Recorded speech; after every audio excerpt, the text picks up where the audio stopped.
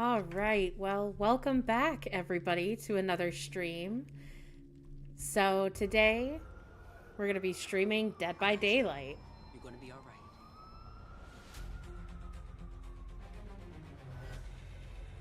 So, this is for Dead by Daylight's new survivor killer. I think her name's Aurelia? Or Aurella?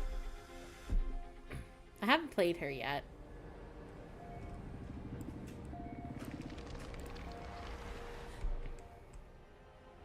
This cannot possibly be real.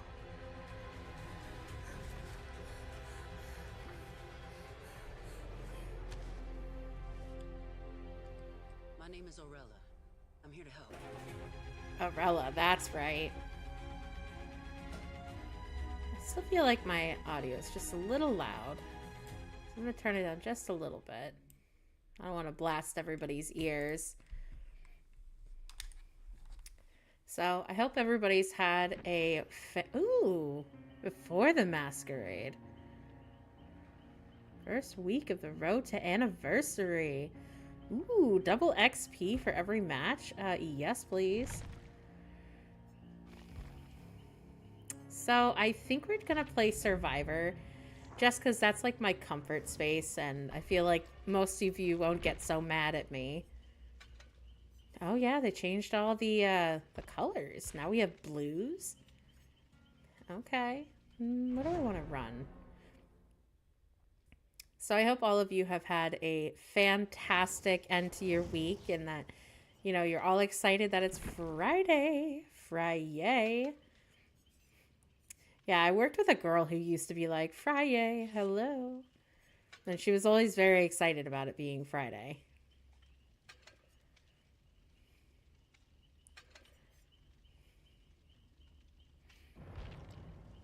I'm like at the point where I've played this game so much that I really don't care what my offerings are that I play.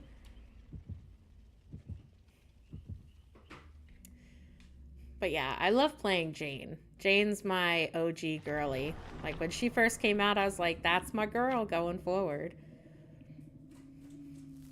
But yeah, I wanted to play this because we finished the casting of Frank Stone yesterday. Yeah, it was yesterday we finished the casting of Frank Stone, which is in the realm of Dead by Daylight. So I was like, you know, I want to play Dead by Daylight. You know, I think since we finished the game, I want to play Dead by Daylight.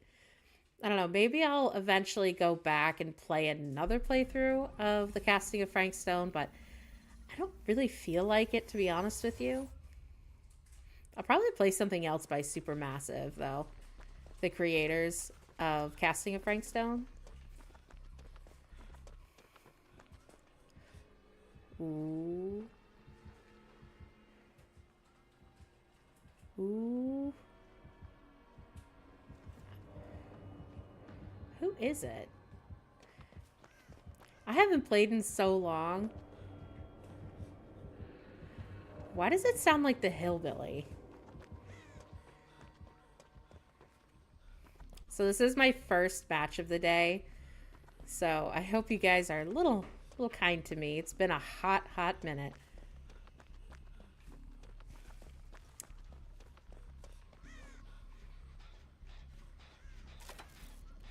But yeah, I've had a pretty decent day so far today. You know, I went to the dealership and I got some repairs done on my car, and that was pretty nice.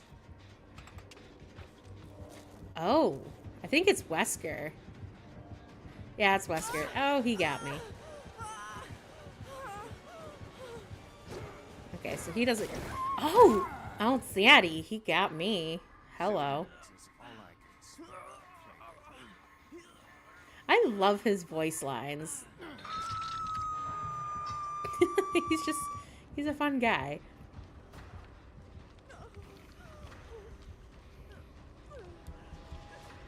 I do want to turn down the volume for me. Oh, we're just gonna run. Oh, this frickin' guy.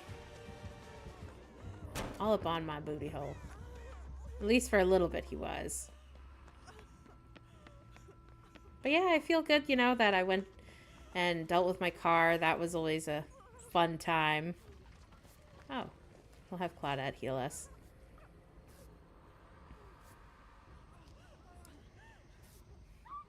But yeah, it was great. So I ended up reading while I was there because I always need something to do when I'm there at the dealership. So I just usually bring a book to read to hang out. And so far, I'm liking what I'm reading. I'm reading a book called, what is it? Dark Matter by Blake Crouch. That's been pretty fun. And it's definitely got like a whole timelines thing going on. Oh, she wants to spray me. Okay, you can spray me.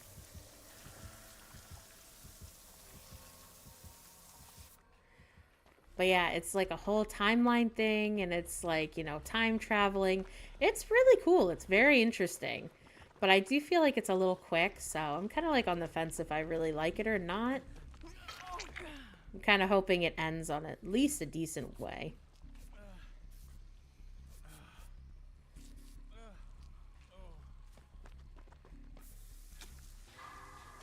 See, it's always the endings that are so important to kind of just learn and like know of, because that'll really determine how good a book is, in my opinion. Because it could be so great throughout and then just had like the most lackluster ending. And that's what gets me sometimes. I'm just gonna stay parked here on my little Jenny. Get us some points. Ooh, we can get a flashbang at one point. I'm just gonna stay parked though. So yeah, I was reading through that, and yeah, I got like about maybe 80 pages left in it. So I've mentioned, I think in another stream before, that I do reading challenges.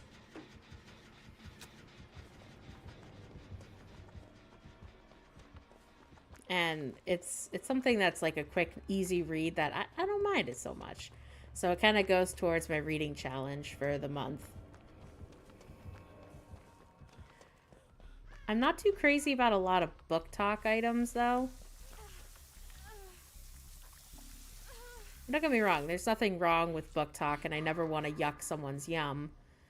But I feel like it's been hard to get something really good out of book talk, that is.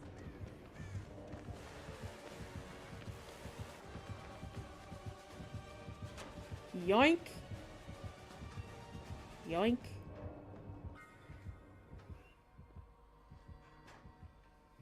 Alright. So we're just gonna walk right on back this way.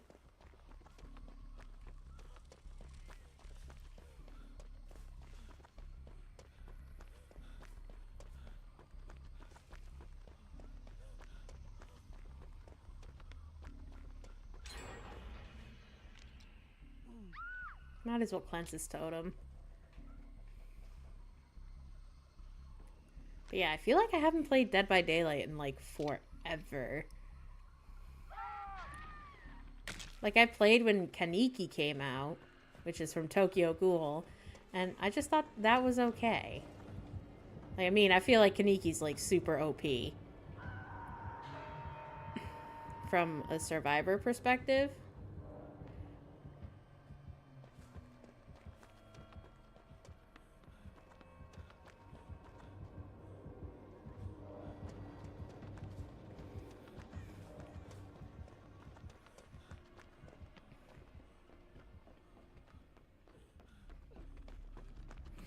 How does everybody feel about Five Nights at Freddy coming to Dead by Daylight? Like, I'm kind of excited about the map for Five Nights at Freddy, but I don't know. I feel like they kind of did the way, you know, the killer looks is kind of a little rough. So I'm kind of like on the fence if I want to enjoy it or not. But I know that comes out June 17th. And for some reason, I thought it was coming out sooner, like this week. But it turns out it's the 17th because they're doing the player test build on him.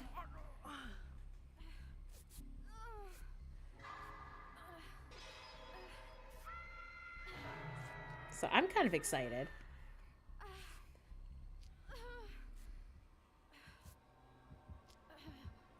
Oh, girl, I almost got you.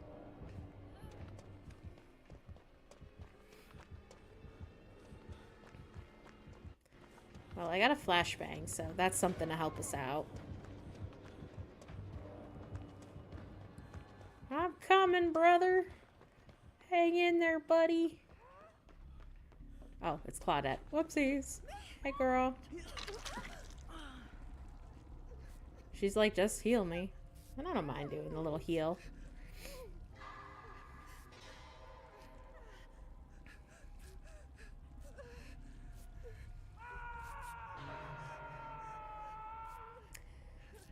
So I am trying to decide on what my next game will be that I'll play.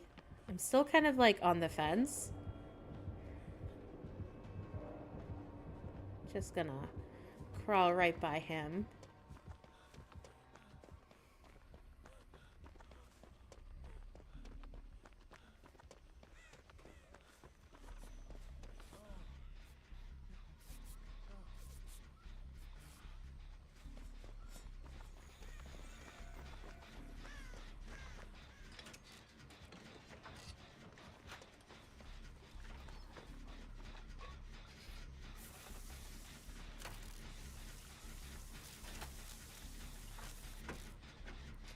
But yeah, I've been trying to figure out, like, what game do I want to play next? Like, what's the next best thing I want to go through? And I know somebody said they wanted to see Indiana Jones, and another person said they wanted to see Oblivion. And then there was another person who's like, I want the DLC for Alien Isolation. So I'm like, well, which one do we play? There's so many choices now. He didn't see me? Oh, I think he saw me now. He didn't. Yoinkies. Jinkies, guys. Oh yeah, he's chasing her hard.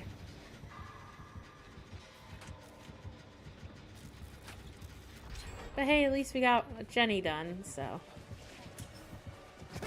Oh, shoot. Is he trying to, like, Mori us all? I'm done for. I'm so done for. Oh, he said I did a fine performance, ladies and gentlemen.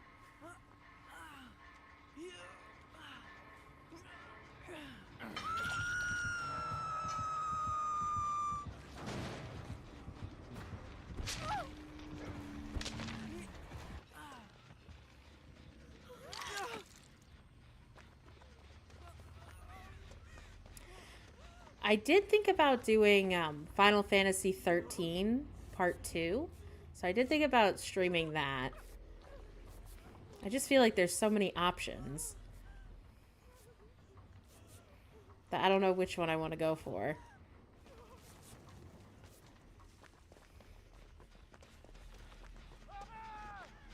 Oh no, buddy.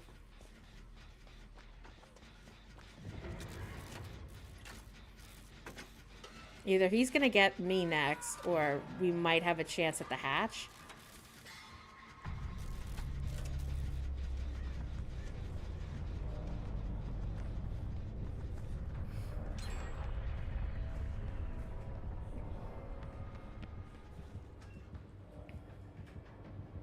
We haven't done a locker hit, so maybe we could get one? Maybe not? Okay. I think he's searching. Or he's going for the Jenny.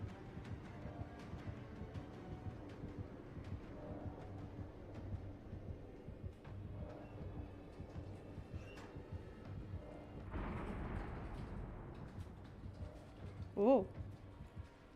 Yeah, I don't think he saw me.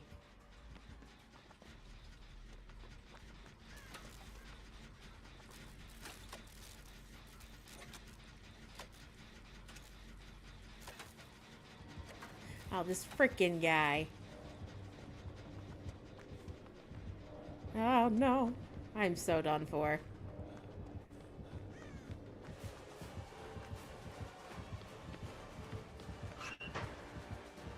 That was so bad. That was terrible. I was trying to go for the, what the hell is it? The vault. I was trying to do a vault and I ended up going in the locker instead. But hey, it's to happen, you know, with your first play of the day. It just is what it is. I ain't gonna beat myself up over it. I know some people do, but I've just gotten to that point that I don't care if I win or lose. But hey, look, we pipped. We're starting fresh.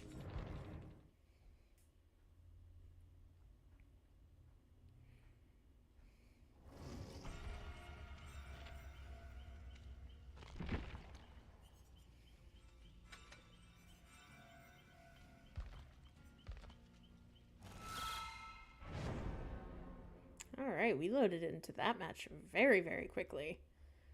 Me so likey. Oh yeah, I am still kind of working through my ear infection, so I appreciate you kind of remembering. That's always nice when, you guys ask me how I'm doing. So I appreciate that. But yeah, no, it's been going. I feel a lot better than I did on Monday. So the medication that they have me on is definitely working. I feel a lot better. I hate it like when, you get the ear infections and your ear feels so full that you feel dizzy. At least that's how it is for me. So it's nice to not have that intense fullness anymore. And it was very painful at one point. So it's moderately better. Like on Monday it was like a solid 8. It was pretty painful. So I thank you for saying that. I really do appreciate you asking. Yes, Mary.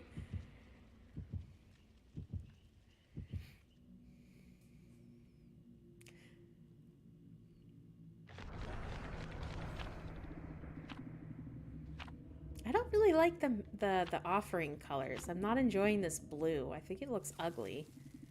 I like the way the colors were before with the offerings. But that's just my opinion. I know some other people probably like it more, but I don't. I don't like the blue. I think it's the blue that's throwing me.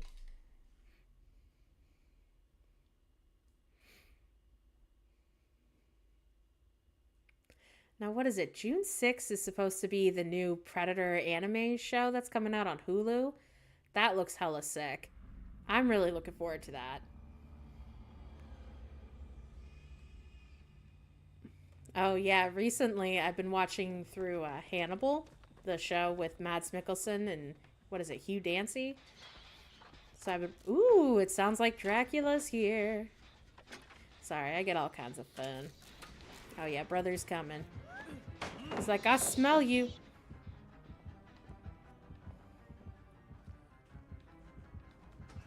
Just gonna go up in here. Oh, shit, he saw me. Oh, come on. How does he get me when I already came out? Lame. Oh, well.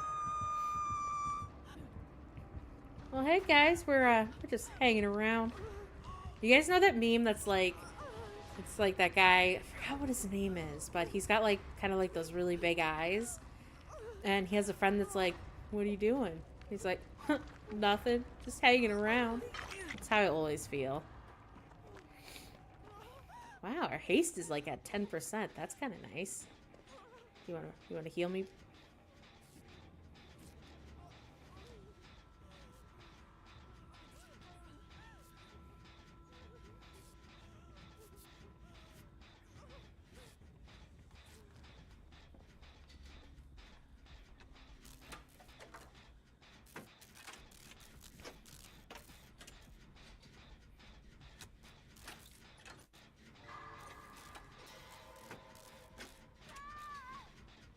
But yeah, Hannibal's been kind of crazy to like watch and kind of go through.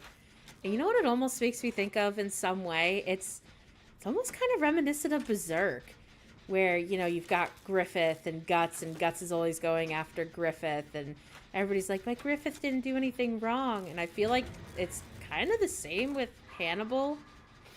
And I know there's probably some really intense Berserk fans out there, so don't crucify me when I say this, but I feel like Berserk inherently is all about a guy getting upset that another guy, had somebody else be in love with him. And I feel like it's kind of the same thing with Hannibal.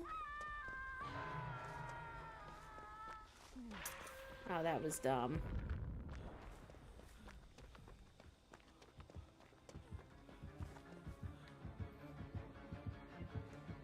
God dang it. Oh, of course he has Franklin's demise. We're just getting crushed today. But yeah, I'm finally on season 3 of Hannibal, so it's definitely been interesting.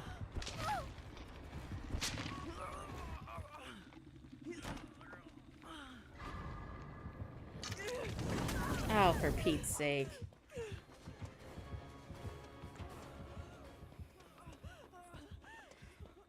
You know, I could see why some people would crash out with Dead by Daylight and just be like, I'm out.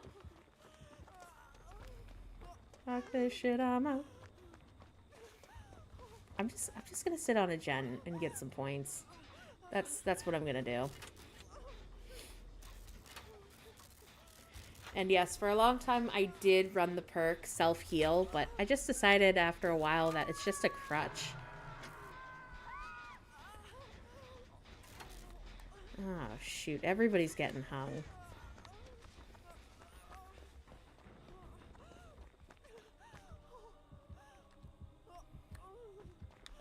You know, I'm gonna go for her.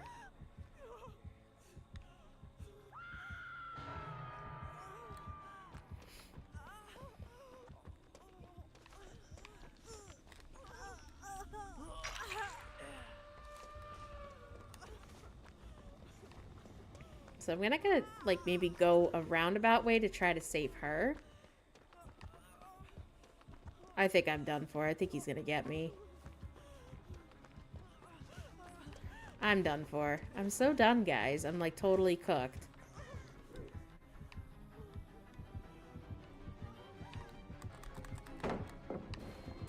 I'm cooked. Fuck. But that's okay. It happens.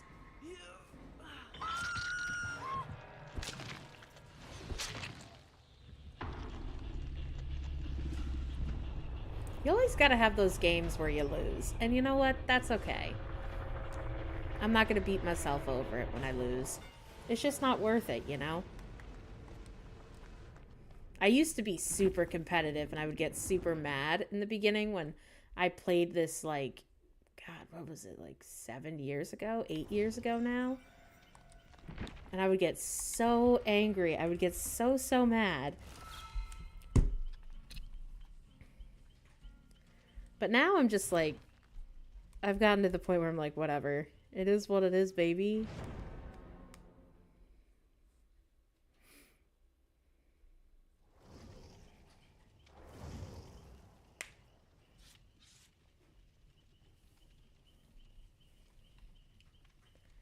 Ooh, I love this pink on Claudette. I think that looks really pretty.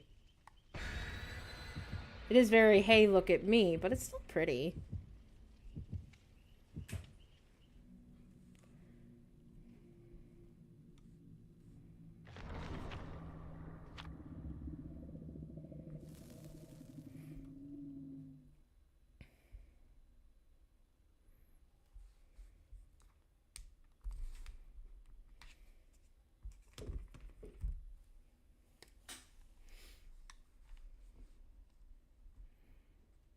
I don't know. I am also kind of thinking maybe I do want to play Alien Isolation and do the DLC. Because I know a lot of people really liked it when I played Alien Isolation. But man, that game really stresses me out. It's very scary. I don't really like scary games, yet here I am playing a so-called scary game, which is Dead by Daylight, and now I'm just, like, not fazed by it. I used to get slightly scared in my very first matches of this game, and now I'm, like, not really scared. I'm just like, ah, you zombie. Oh, we got the lullaby. Her humming is gonna be stuck in my brain. Oh, she's going for tap.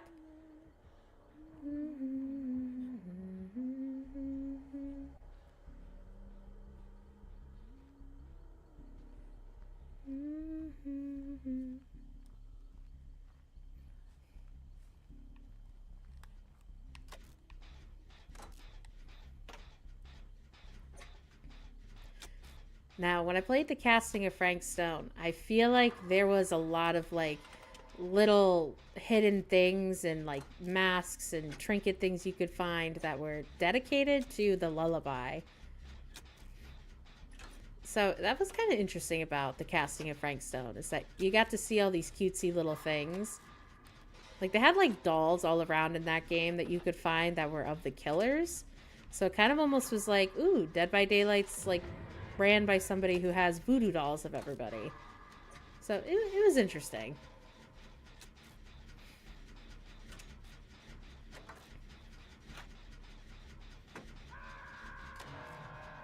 I'm just gonna stay parked. We gotta get a gen done. And if that Laura Croft does one, we should be able to get 2 in total. Run, time to run. I knew she's gonna give chase.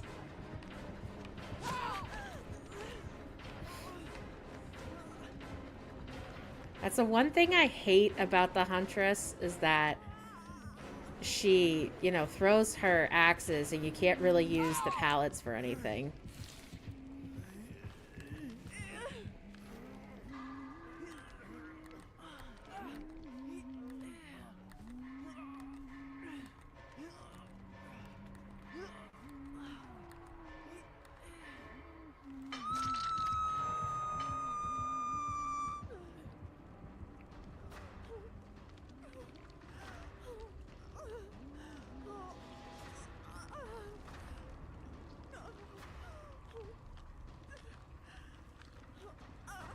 Also, did you guys hear about Nicolas Cage being in a movie where he's like, he plays Jesus, but he's like a very vengeful Jesus. And he like goes on a rampage like he did in that movie Mandy. It looks bonkers. Like, I don't know if I want to see it, but then I'm like, maybe I do want to see it.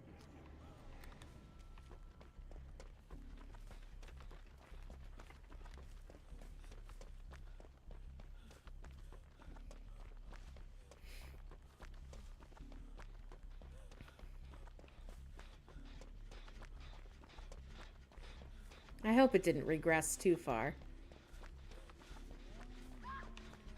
Oh, shoot.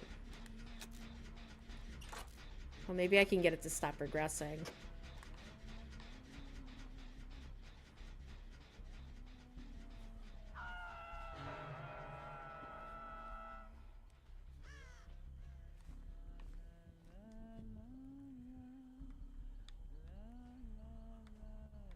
Yeah, she's gonna go towards that generator.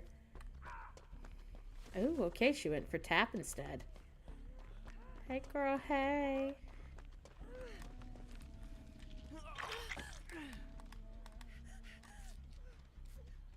Oh, hell. Girl, you better run.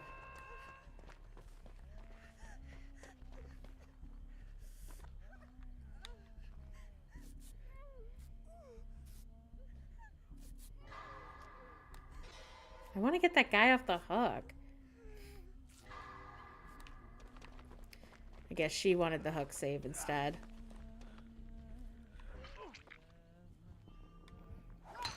Whoa. Oh. She was behind me. I thought she was in front of me. Oh, hot damn. Like, that's where I legit thought she was. I thought she was in front. Damn. Yeah, she's coming from my booty, swiggity swooty.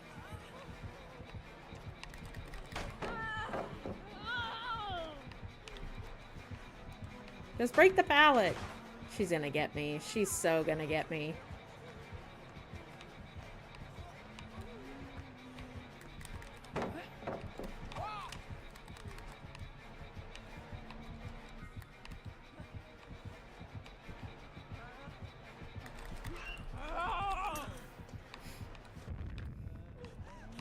Did we blind her?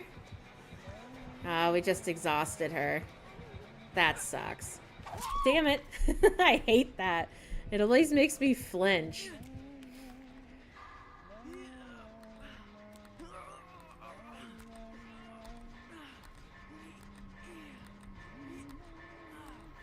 Well, at least we got a locker slam and a pallet slam in, so that was cool. I feel like it's always hard to get those. Oh, so close getting off. So close. No dice.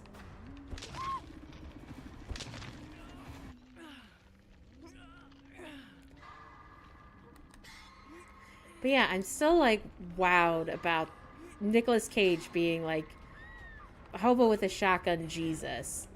Have you guys ever seen the movie Hobo with a Shotgun?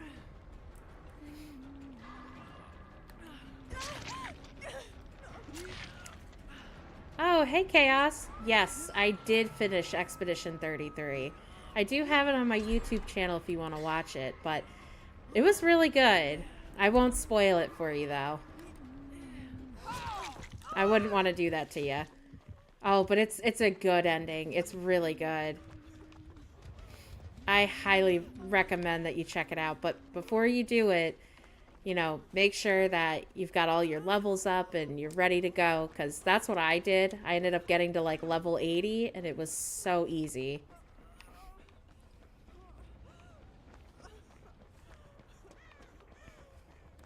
Oh, you did see Hobo with a Shotgun? The movie is wild with Rutger Hauer.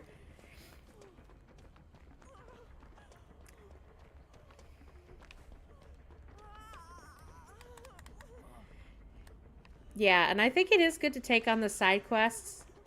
Now, do you want me to let you know that you can do one thing? It's not really a spoiler, but it makes you... I don't want to spoil it, though. Because I don't want to be like, oh, you didn't know that that was going to happen. But it's not really a story point.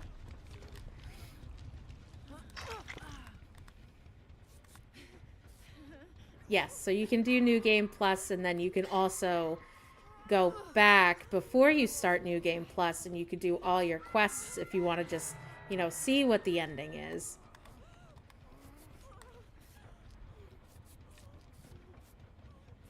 No story point. No story point at all. I don't want to spoil it. No. But I'm very curious how it'll play out. I would love to hear your thoughts. See, I was gonna do the 100%, but I was like, I am not strong enough, so.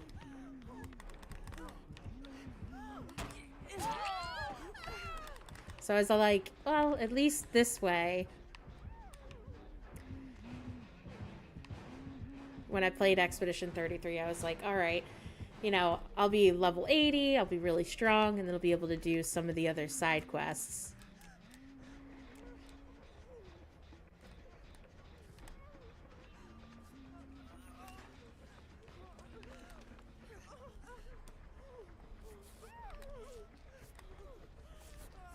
I want to heal her with the medkit. I do want to go back, though, to Expedition 33, because I didn't 100% it yet, but I needed a break. Because I feel like I went so hard on that game for so long that I was like, it's not enjoyable anymore. You know, when you, like, hardcore play a game, and you're like, whoa, I think I'm doing too much? That's kind of how I felt. And also, being sick doesn't really help either. I can't tell if she came back. Okay, we're gonna try to go for this generator.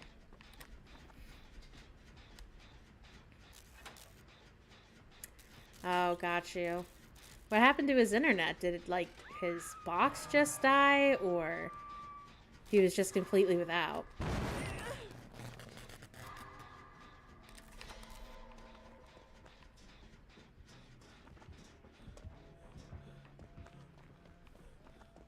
But, you know, busy is always good. Yeah, like, if you're super OP and, like, if you're even, like, level 80, you're gonna do really great. Like, I don't think it'll take you that long.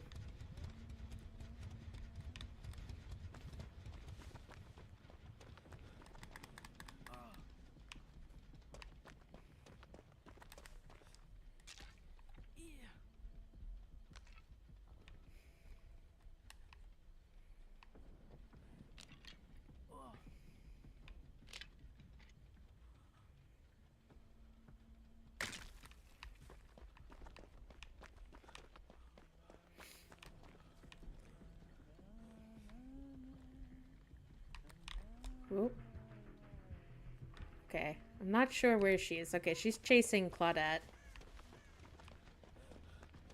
There's got to be something over here.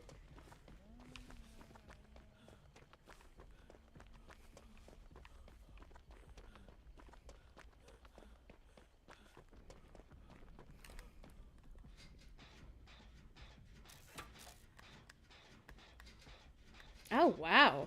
You did a lot for your brother. Holy crap. Running wires and everything? Damn. I hope he treated you to something nice. Man, that's great. So he's got all the access points and everything.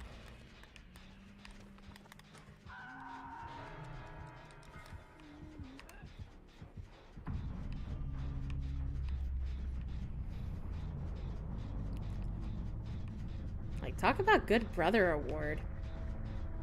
I know she's still here. I'm like afraid to get out of the locker.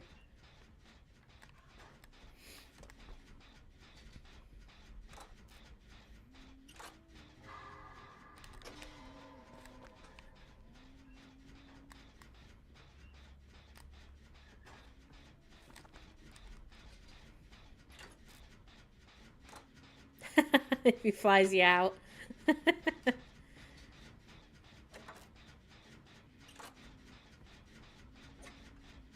Well, that's nice, though. Did you guys do anything else besides, networking and cable hookup?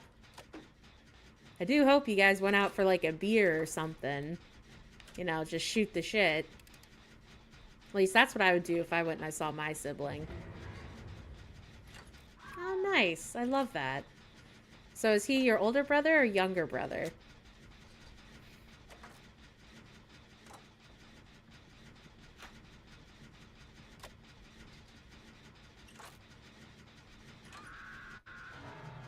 Oh, younger.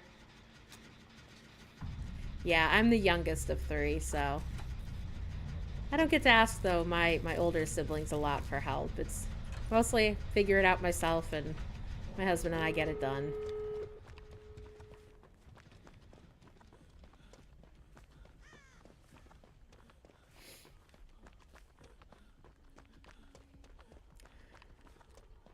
Oh, congrats on your sobriety. That's awesome. Hey, man, 3 years is a huge, huge milestone. Mega congrats. Like, I applaud you. That's not easy. Because a lot of people form, social interactions around drinking. And that's awesome, man. I do drink here and there myself, but not a lot. Like, last weekend, it was the first time, I think in like 2 or 3 months, that I had God, what was it? What did I have? It was like this wine thing. It was a sangria I had. Oh, he's done for. I'm gonna leave.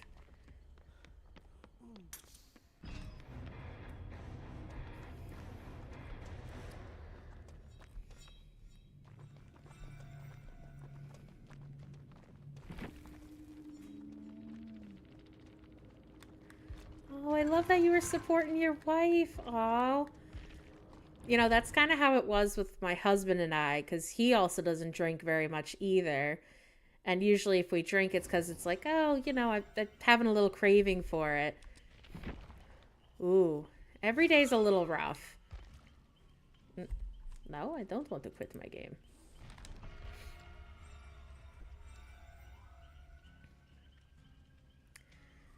And it's always hard, though, when you're trying to break that habit. And you're like, this thing I do every day, I'm no longer doing anymore. So it's so hard to break out of that. But once you do, it's like so satisfying. And you're like, did I really even need that? Oh, yeah. I know you totally get it. I know I'm like preaching to the choir, so I'm sorry. But I'm glad. That's good. It's also better for your health.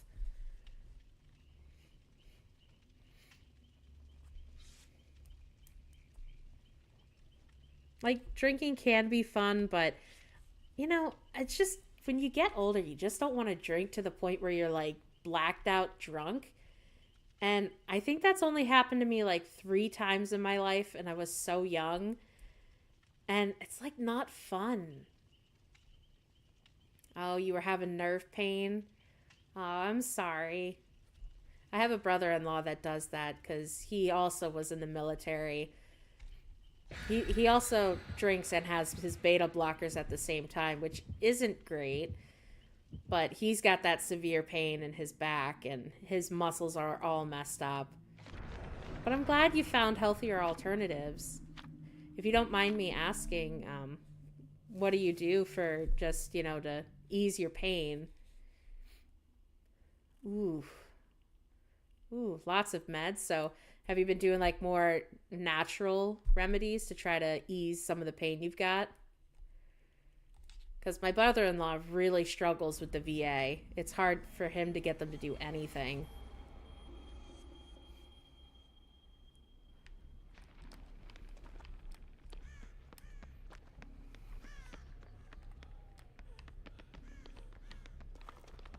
Oh, yoinkies.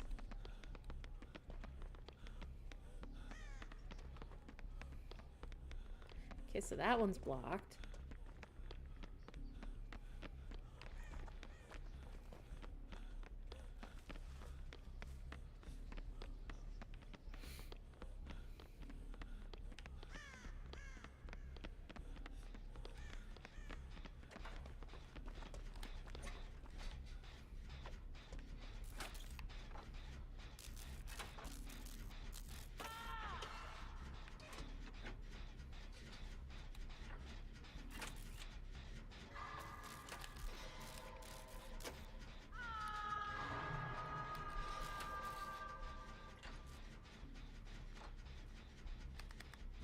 Alright, I'm gonna try and get this guy off the hook.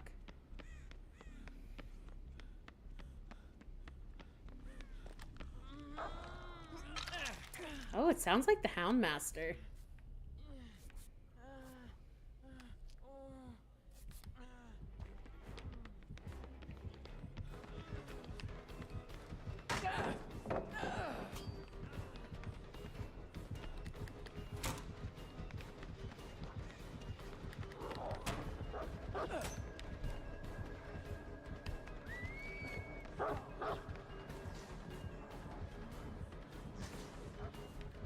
I feel like this is the worst map to try to play Houndmaster on. Oh, shoot. Damn dog.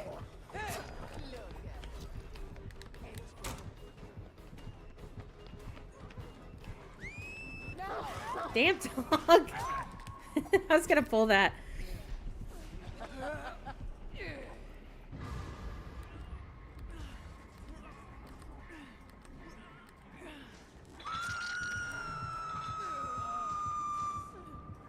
Oh, got you. Okay.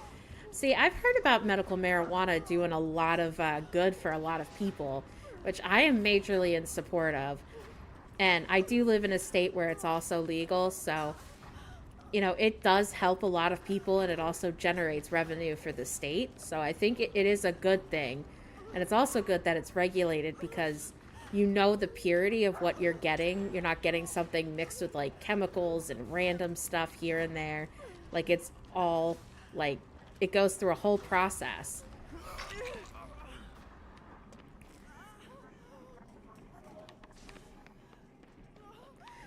But I'm glad it's, like, really helped.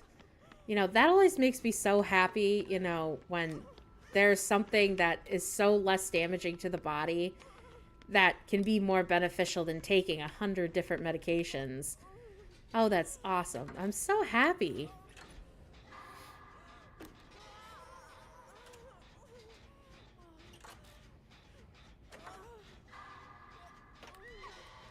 And, like, I also believe that cannabis shouldn't be abused. Like, I always thought that cannabis should really be for people who need it because they have an ailment or an issue that they need to overcome. Like, that's where I'm, like, all supportive for it. Because I don't believe in abuse of any drug. Because why would you abuse it and then, like, hurt your life?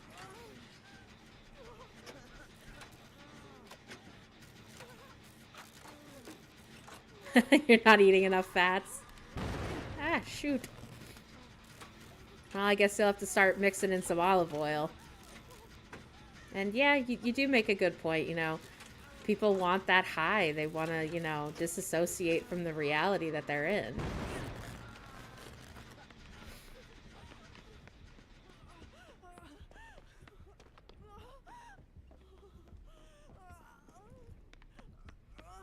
Ooh, well, cheesy eggs are good. I love cheesy eggs.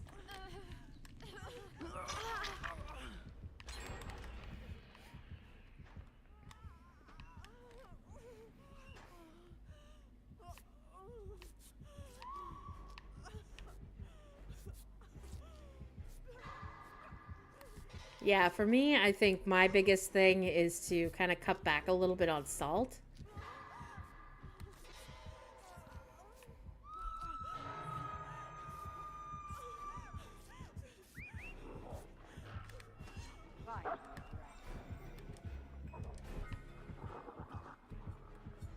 Oh, there's a rat right there. She said find me a rat, so there's a rat. Thought that was funny.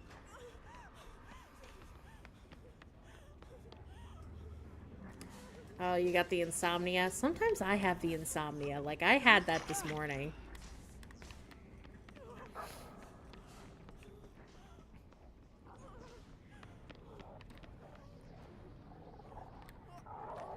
I usually get about 5 to 6 hours of sleep a night, which isn't healthy at all.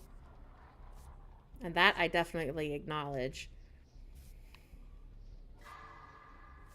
But unfortunately, I can't turn to marijuana because I have family members who have a history of substance abuse. So I would be afraid that, you know, something bad would happen to me if, you know, I did it. And yes, I don't want to hear anybody say that, you know, it's not a gateway drug, it's not this, it's not that. But when you have family that, you know, have had issues with drugs and alcohol, it's really not something that you really want to partake in because it increases your likelihood of doing other things that are more hardcore. So for me, I'm like, I wish I could maybe do something like that, but I also can't. And not to mention, you know, some job places do not like it when people smoke marijuana.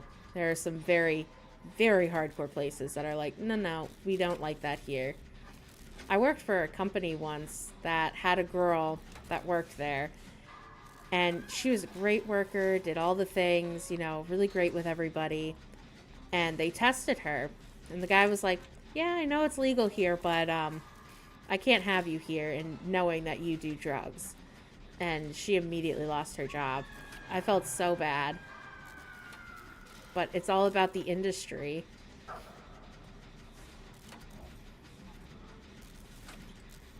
And it's so awful.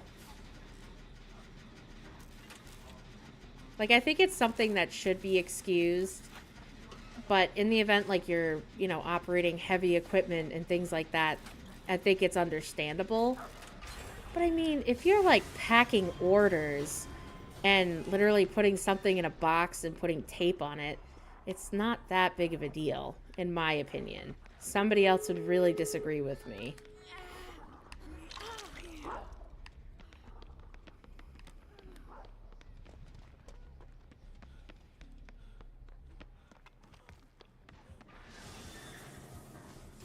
Well, I'm glad you have an understanding HR department. See, that's always good to have in your back pocket. You know, when you get support from them, it's so helpful. I hate HR. Human resources suck. And not all are bad. Don't get me wrong. It's just not a lot are great. I've had my bad experiences.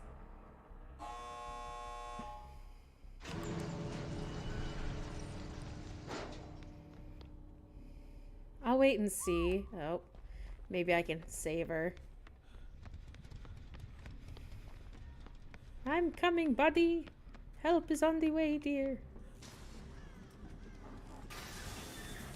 Where's she going? Oh, she's bar.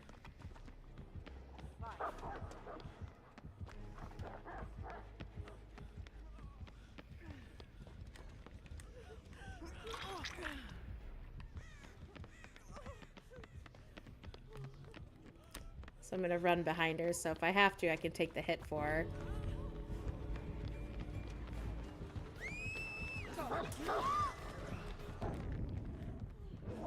Oh, the dog still got me. Okay, we're going to go back this way.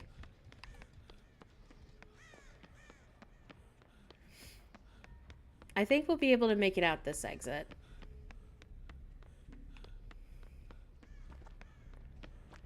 And see, that's the thing. I think some people get... Oh, that sucks, she died. But I think some people get really silly about it. At least some of the younger people I've interacted with who like to be like, oh yeah, 420, blitz it up all day, every day, brother. And, you know, it's just like you said, it's that unwanted attention. And, you know, they put that target on their back. And now people are like, oh, maybe we should investigate you. And that doesn't really sit right because now it's like a witch hunt.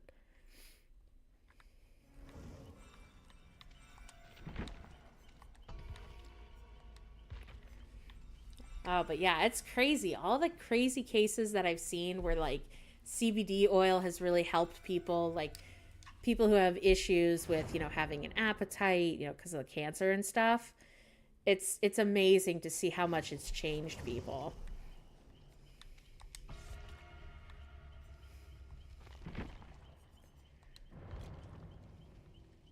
And the thing that I like is that in states where it's legal, it's, you know, regulated and it's a pure strain.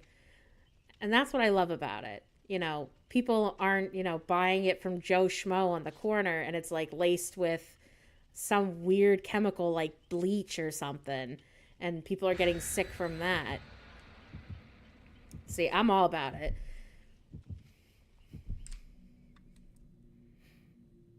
But you got to be careful going across state lines, though.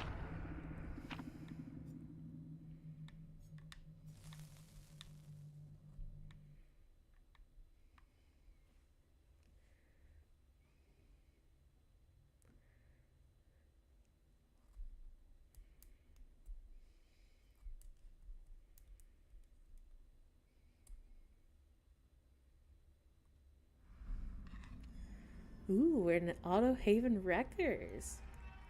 Looky, looky. I feel like there was a time I would play this game and every match would be Auto Haven Wreckers. Like it was just like non-stop. So it's nice that there's some variety now.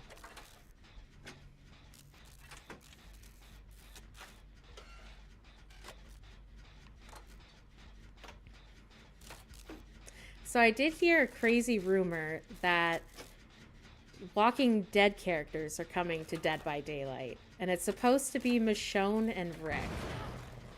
So I'm kind of like, is that going to be legit or not? Because as soon as they hit, you know I'm going to have to buy them.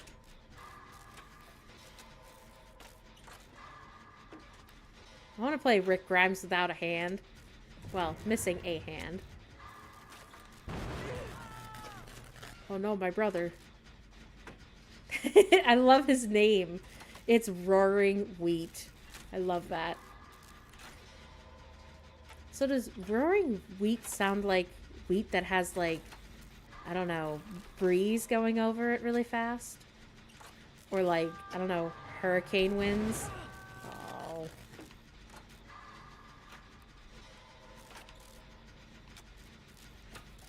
Come on, girl, we got this. Yay, we did it.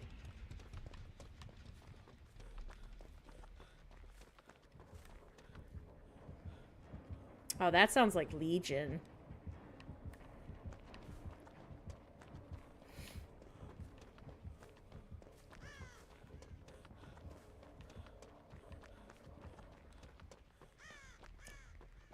Whew, avoided that one.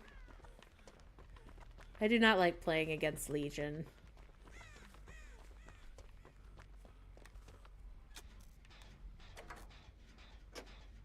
Oh, no, it's a trapper. I totally got the sound wrong.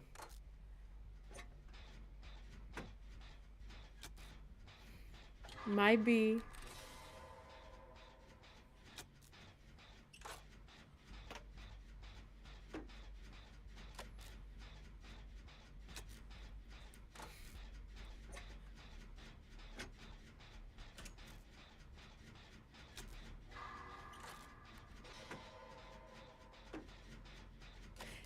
You know, if I had to say like what my drug is, like something that I absolutely love to have, it would be Diet Coke. I love Diet Coke because there's so much caffeine in it and I like the taste of it that, I'd like that instead of coffee. And I know some people are like the exact opposite where they're like, no, I need coffee. Me, I'm like, nah, give me a nice, crisp, cool Diet Coke and I'm ready to go. I love Diet Coke, man. But it's so expensive.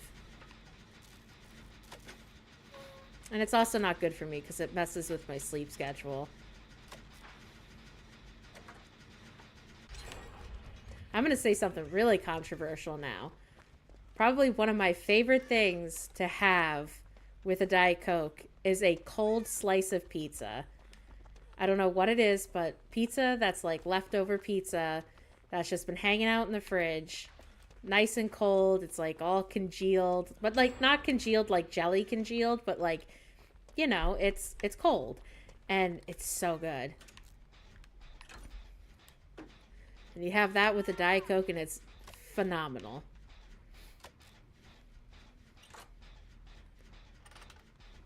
I love me good cold pizza.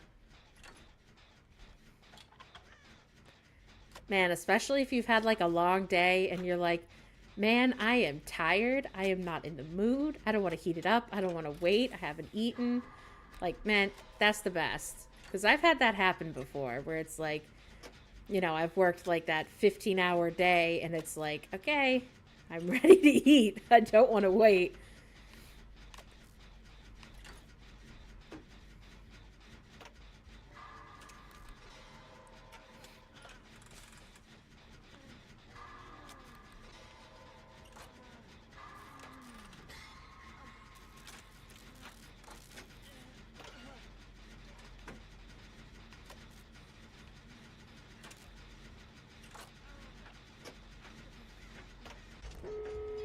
Oh, I'll heal you, brother. Sorry about that. Almost ran by him.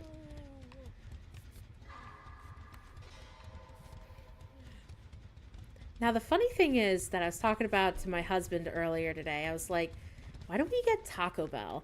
And yes, I know Taco Bell is not good food, and I get that. But I haven't had Taco Bell in like almost 2 years. And I'm like, man, Taco Bell sounds good. But then part of me is also like, we have great taco places around us. Why would I go to Taco Bell? I'm telling you though, it's that nacho cheese sauce that they got. Man, that nuclear Taco Bell sauce, that's where it is, man. Like that cheese sauce is so good. I know it's complete garbage, but it's so freaking good.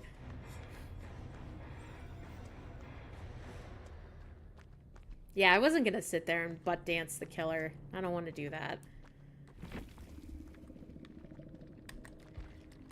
Because I don't like it when people do that to me when I play killer, so I'm like, I'd rather just leave.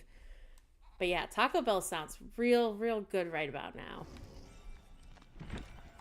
Ooh, I went to 150 blood points. 150% blood points, that is.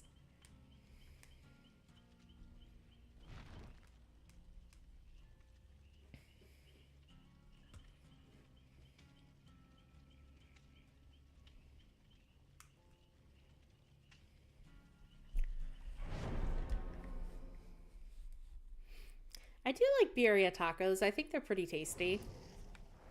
But I feel like I haven't had like really, really good birria tacos. Like, that life changing birria taco where you're like, my God, this is the best thing I've ever eaten. I don't think I've had like really good ones.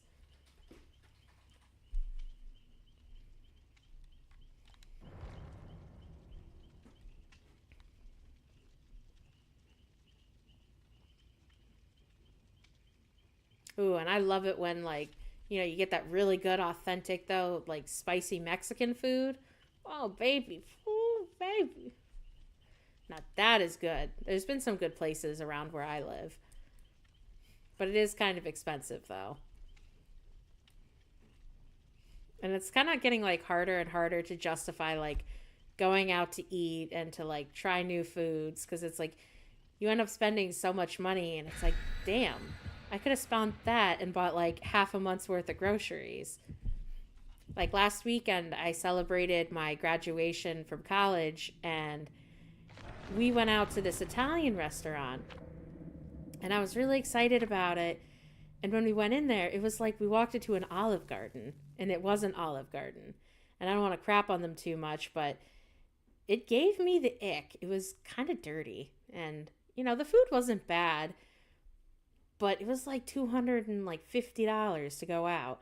And we had like one appetizer we split, two entrees, and we split a pitcher of sangria. And I was like, how did this end up being $250? This is crazy. Ugh, I hate this map.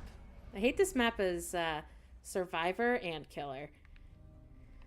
It's like the worst. It took me forever to get the Survivor achievement where you escape 10 times or 20 times, whatever that is, that amount. I'm just going to go in here real quick.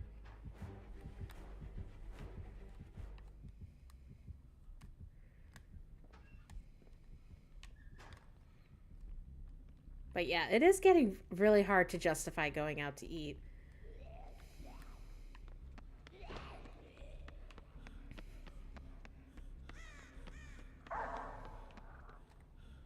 Oh, it's the Houndmaster again. I know, it was really bananas. I was very shocked. But here's the thing. The lady that was like our server, she sold me on this entree that was supposed to be this South African lobster tail that's supposed to be so dire and so delicious and better than Maine lobster, like from the East Coast. And I gotta tell you right now, nah. Anybody who tells you that there's another lobster or crustacean that tastes better than Maine lobster, they're out of their freaking mind. And that was $95. They didn't tell me the price. I was like, oh, it can't be that bad. $95. I couldn't believe it. I was like, holy crap, that was $95. I was not a happy camper. Oh, you're from Maine originally? Oh, that's cool. I've actually lived in Maine at one point. They do charge too much, but, you know, you could always go and get it yourself and have somebody steam it for you. Ah, I'm totally boned.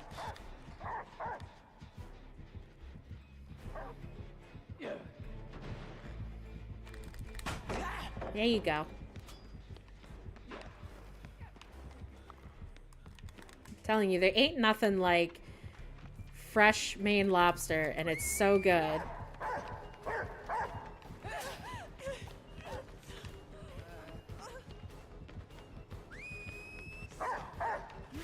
Damn it, oh, she got the poodle variant. Oh, she got me. So it was over in York County.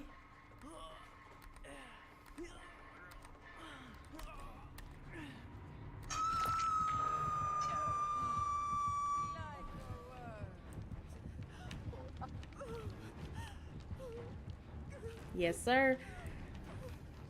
But I wasn't like born and bred in Maine, so for me, I can't say I'm like a full-on New Englander, even though I feel like I'm more like an East Coast girly because I spent a lot of my time over in that area.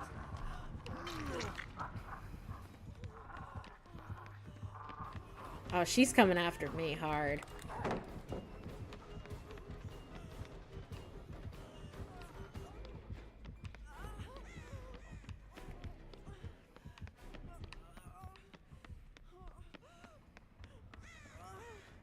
Isn't limestone like up north Maine? Like far north Maine? I feel like I haven't heard of it before. But it sounds like it's like near Caribou or something. How this Bianca. Let's see if maybe we can get the pallet slam. I mean, locker slam.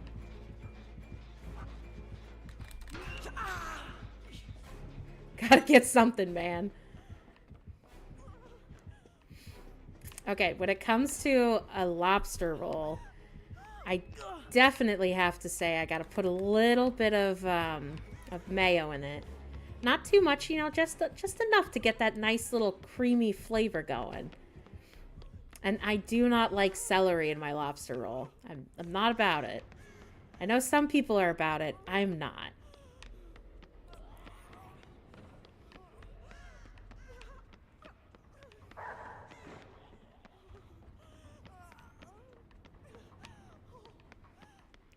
Okay, I'm gonna go like park it over here and maybe do a quick heal.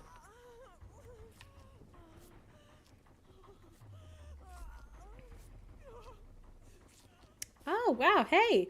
At least I was in the right area about Caribou being close to limestone. Yeah, boy. I'm usually pretty geographically challenged, so that's pretty impressive for me.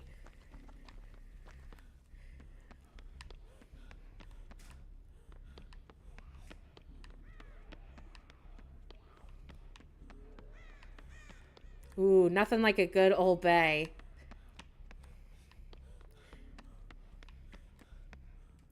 Oh, of course, you always gotta have the toasted potato roll. You gotta have that soft bread to go with it. Oh, so good. Like, man, if I had fresh lobster, I would buy potato bread. I would toast the potato bread. I would make sure it was toasted with delicious butter. To where the 7-Eleven is. See, if people are to ask me for directions, I'd be like, my friend, you are better off consulting Google Maps.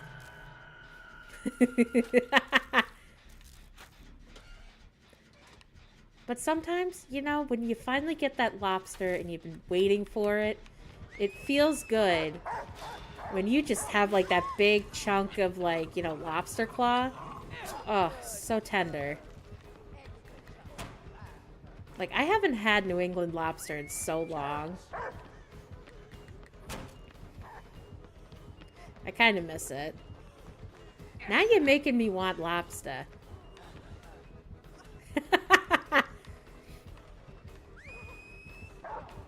Oh my god, this bee. I'm sick of this lady. She's always up my ass.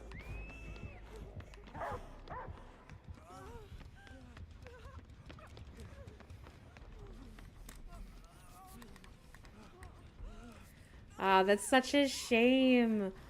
Ah, that sucks you missed out on getting a good lobster roll.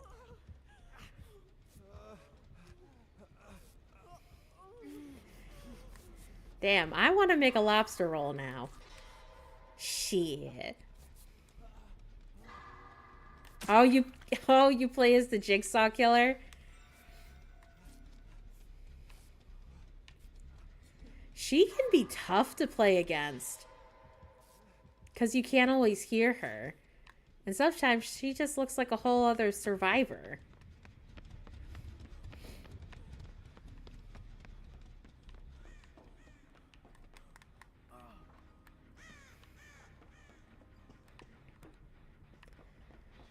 I do love playing Killer as well. It can be a lot of fun.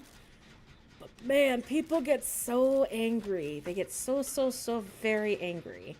Man, I get some angry messages that people send me.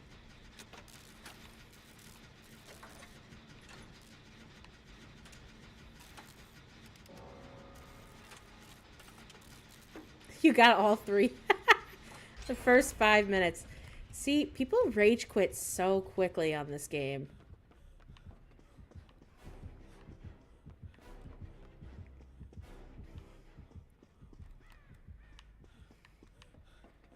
It's like, damn, if you can't handle the smoke, stay out of the kitchen.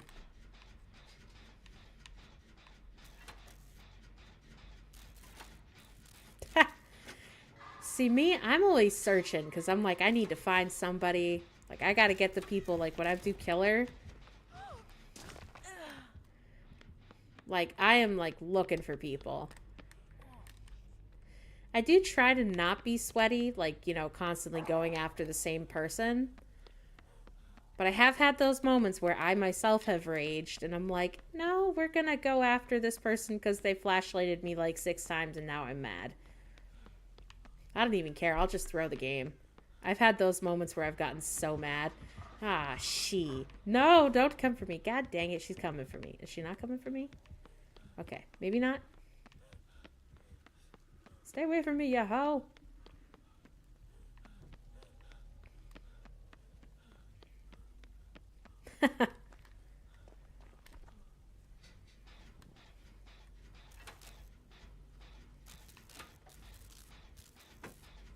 See, sometimes that's a good strategy to have too. Let them come to you. But see, I always get like stressed out because I'm like, man, are they getting towards like the end game collapse? You know, it's getting a little tight.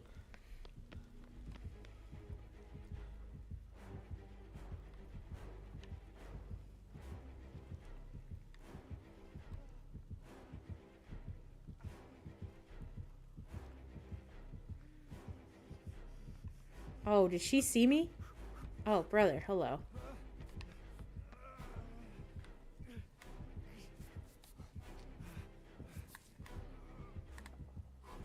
Nice. Oh. Did she just DC? Bruh.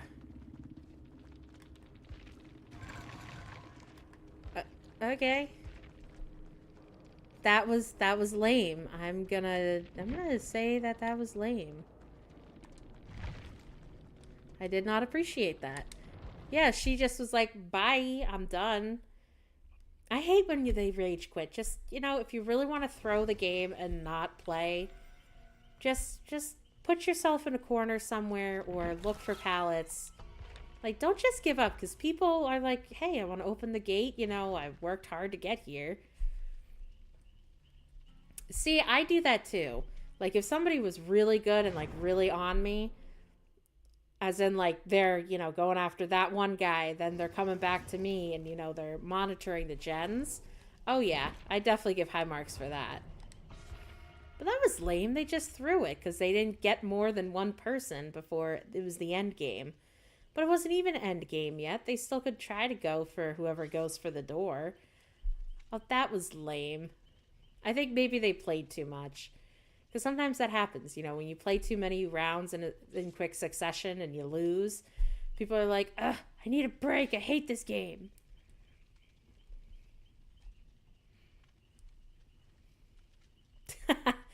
Oh, yeah. People get so raging Cajun over the whole, like, camp thing. Granted, I do think you shouldn't stand at the hook. However, if you see, like, survivors legitimately, like, at the hook, you kind of have to go after them. Like, it makes no sense to just be like, hey, I saw you and I'm just going to walk away. I do like what they implemented where if you're on the hook and the killer's just, like, all up in your business, that you can unhook yourself. I like that because there was a point where it was so bad that people couldn't unhook people and it was just terrible. It was absolutely terrible.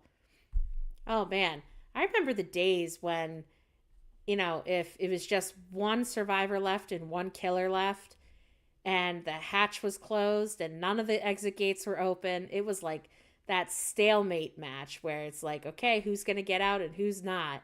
Now, those were fun because you had to think smart and you had to be paying attention. I liked those.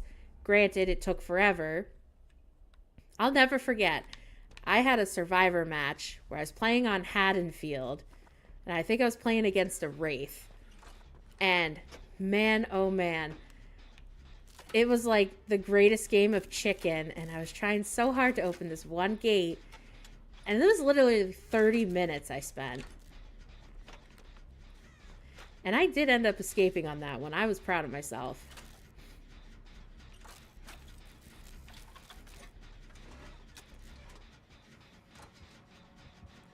I see you, brother. Brother, we see you. Oh, I thought that was him. Whoopsies.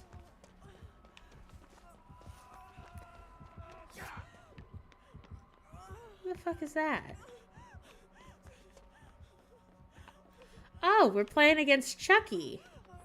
He's the best friend forever. He's the good guy doll. Can't keep a good guy down.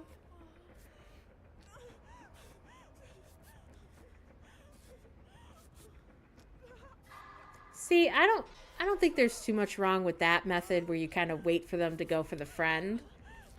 But I could see how people could get mad because they'd be like, oh, you don't give us the opportunity to heal or, you know, try to save them. I could see people getting spicy McSpice on that.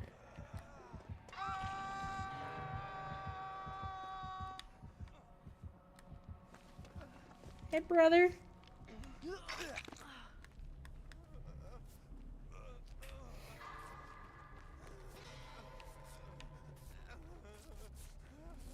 Oh, yeah, they have Chucky.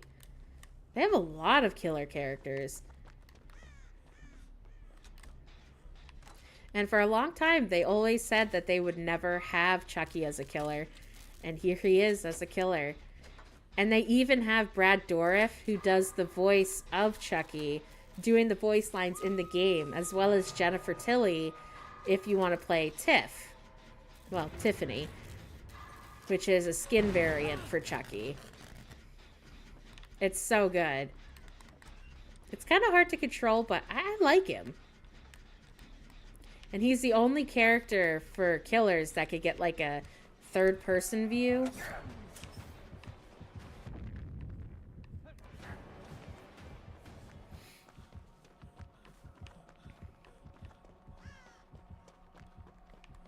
It is pretty dope.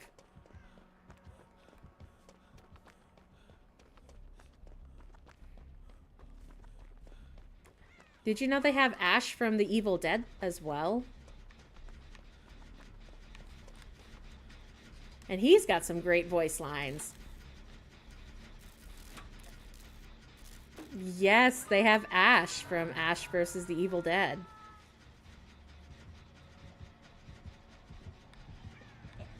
Oh, he says some funny ass lines. If you want, I'll play him next round. He says some great stuff to people. Did you know they also have Nicolas Cage? Nicolas Cage is in this game. And you want to know why Nicolas Cage is in this game? It's because he has a family member who absolutely loves Dead by Daylight. Yes way. Nicolas Cage is in Dead by Daylight. And he talks and he is so funny. And I like the fact that they're adding characters that say lines. No, not the bees. Not the bees from Wicker Man. No, they didn't do that. They didn't get the licensing for that. So it's just as himself. So it's just Nick Cage being Nick Cage. It's so freaking good. I loved it when it first came out. And some of his perks are actually pretty decent.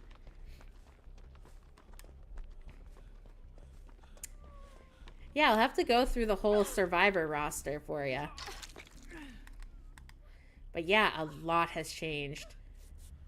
Literally, he is Nick Cage in every movie. It's so funny. What is it? Kiss of the Vampire? He's like so intense. It's so good.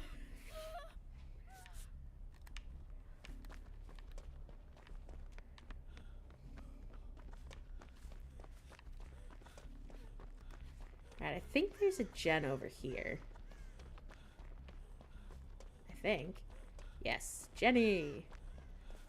Jenny was a friend of mine. Oh, yeah. Hello, brother. He is an underrated actor, but there are some movies that he's done that are so bad. That are just out of this world. Is bad. Nicolas Cage in Face Off is hilarious. Like, he's so over the top. And I think that's why so many people like him.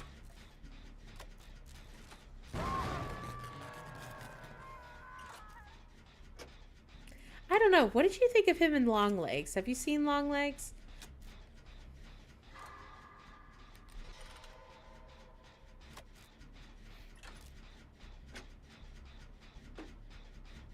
True.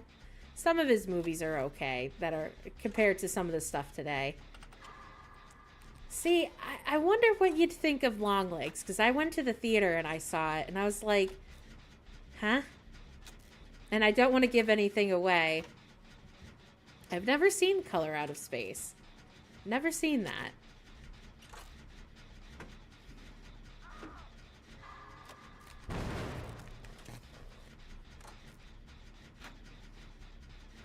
You know what's a wild movie that he was in? Dude, it was Fire Walk With Me. William Dafoe is out of control in that. Like, he is such a creep.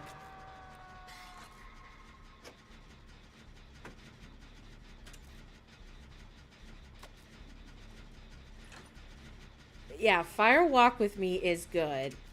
But, Lord, you are in for a ride with David Lynch. I'm telling you. See, now you're starting to get the movie side of me, folks. Yes, I'm so high and mighty and hoity-toity. I've seen so many movies, it's ridiculous. And then there's so many movies I haven't seen. But yeah, Fire Walk With Me is really good. And Willem Dafoe does a really good job in it. He's such a creepy little bastard. But I love Willem Dafoe, but he's so creepy in that movie. He's just, like, unsettling.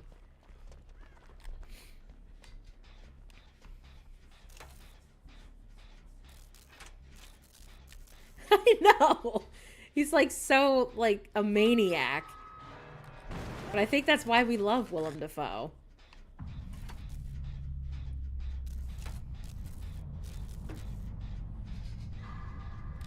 It's crazy. He was on an interview with Conan O'Brien. And Conan was like, what is up with your name? Like, it's William. But he's like, no, it's Willem. And they had, like, this whole, like, video that they showed where he was at, like, some musical thing or stage production he was in. And he had to introduce himself. And he's like, my name is Willem Dafoe. Not William, Willem. And for the longest time, I thought it was William.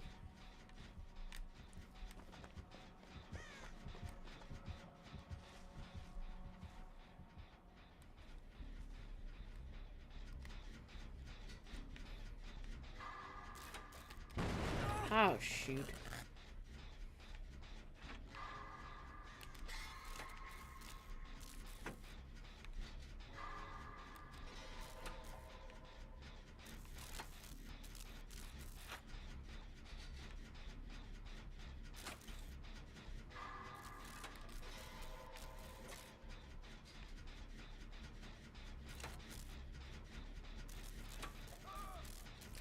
Oh no, where is he at? Oh, he's over there.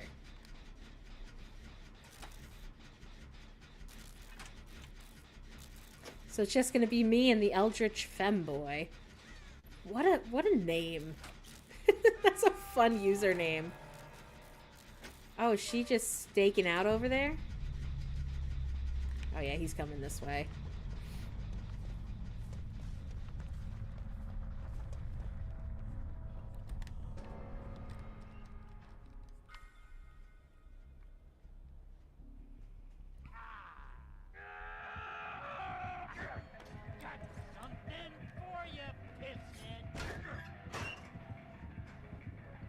Did you hear his voice line? He's like, I got something for you, pisshead.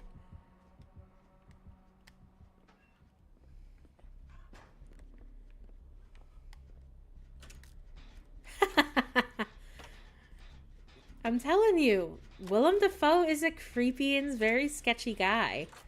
I love that he reprised his role in No Way Home. I actually really enjoyed that. And I enjoyed the fact that they brought Tobey Maguire back for that, too. I'm not a crazy fan of Tom Holland. Like, he's just kind of annoying sometimes.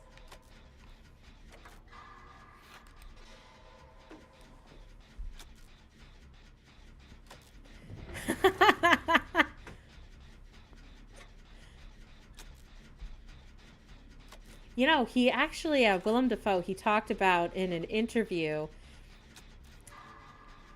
that he's like, you know, everybody tells me I have that face and that I should be playing the Joker. And man, can you imagine Willem Dafoe as the Joker? It'd be amazing. I'd be so here for it. Like, that would be peak casting. Willem Dafoe, all about just playing the Joker.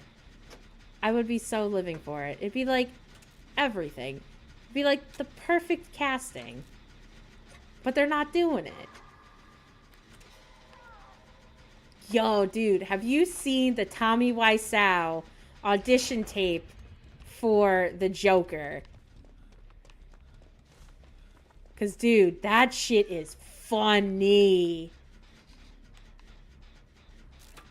If you have not seen it, oh my god, please go watch Tommy Wiseau and find him on YouTube doing the Joker.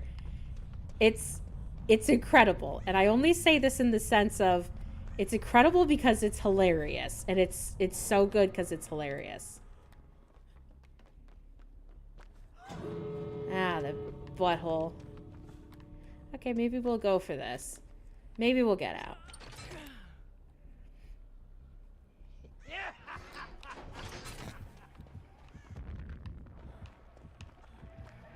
I think brother's gonna get me.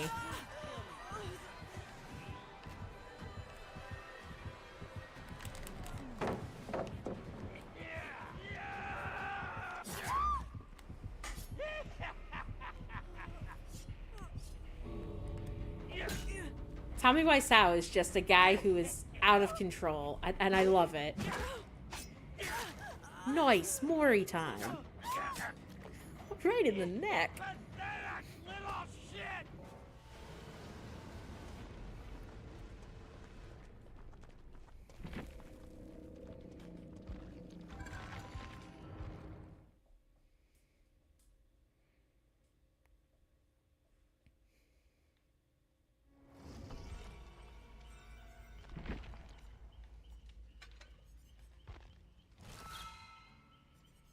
No, we haven't gone to the Red Forest in a while. Let's go there. Ooh, wait. I said I was going to play as Ashley or Nick Cage. Which one do I want to play? I know. But Tommy Wiseau is only funny simply because he's Tommy Wiseau. He's the guy that created the movie The Room, often quoted as one of the worst films ever, that it's so bad that it's good. Now, wait. How did I end up here? Nicolas Cage, I love you, brother. Oh, let's go to the Borgo. Oh, no, I think you're thinking of The Room, the one where it's the kidnapping one.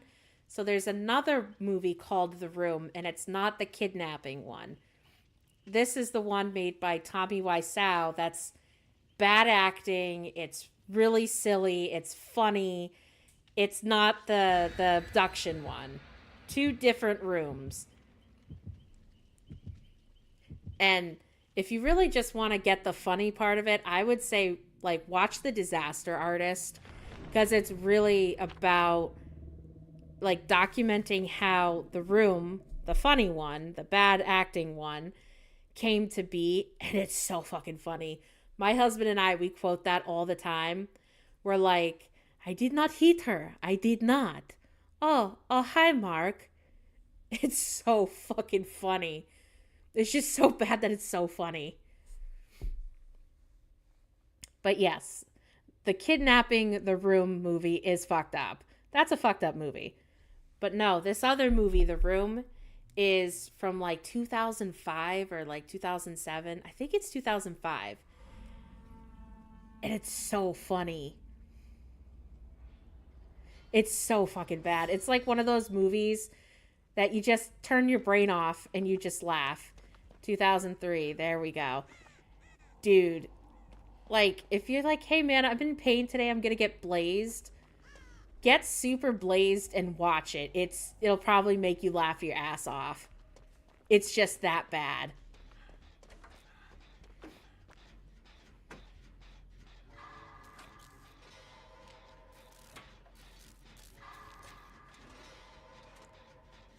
Oh, and there's another part where he's like, "Oh, hi, doggy. Oh, bye-bye." It's so funny. Oh, hey, Jin. Hey, how you doing? Hope everything went well with you over the weekend. I know you said you were going to go hang out with fam and do all the things. Oh, she.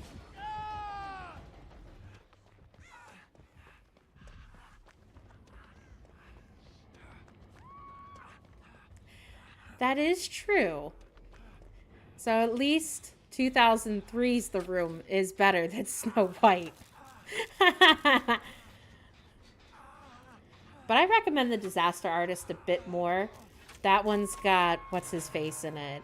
Oh, God, it's driving me nuts. James Franco and Seth Rogen. That's funny. Like, they made it really funny.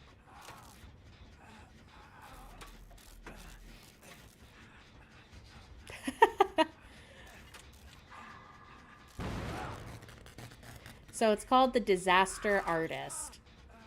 That one I think was like 2018, 2015.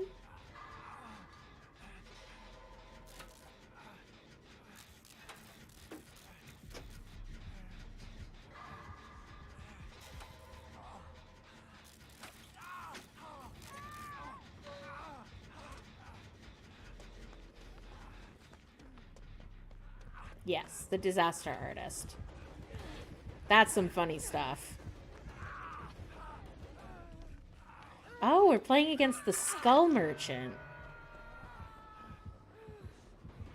Oh, I'm done for. Hey, pretty lady. Hey. I haven't seen that outfit before for her. Oh, she looking like a pretty girl.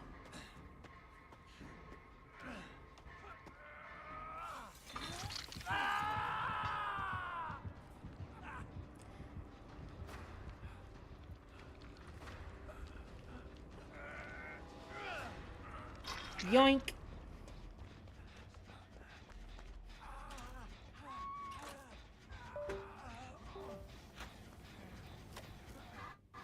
Well, hello.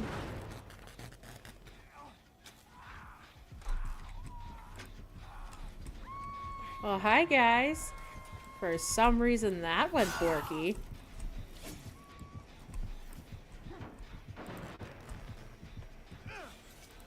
My whole computer was like, zoink.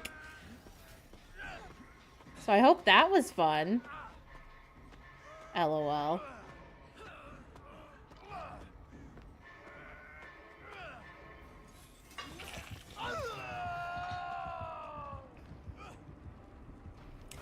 So if you liked the interview, I think you'll like this.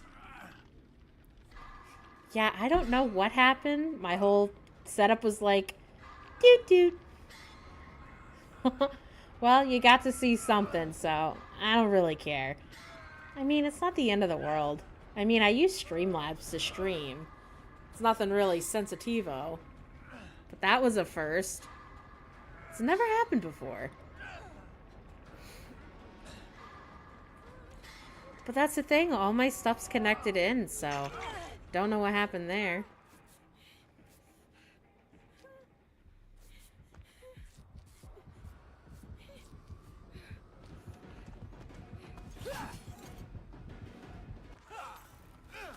Oh, lol. But I do have to agree with you. James Franco is a piece of trash. I don't like the whole, like, preying on girls thing that he did. Yeah, it might be the USB driver. I do have this, like, whole setup for all my USB cables and everything. It's a Wavelink. And usually it works pretty great, but I guess not today. But hey, there's every day. But too bad there wasn't anything fun to see. On the parade here, but I'm gonna do it anyway. We're gonna die, aren't we? Do you guys love his commentary? Who do I want to play now? You know, we're going to do Ashley because he's fucking funny.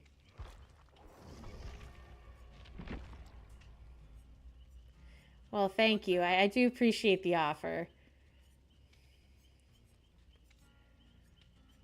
I'll probably harass my husband and be like, help me. But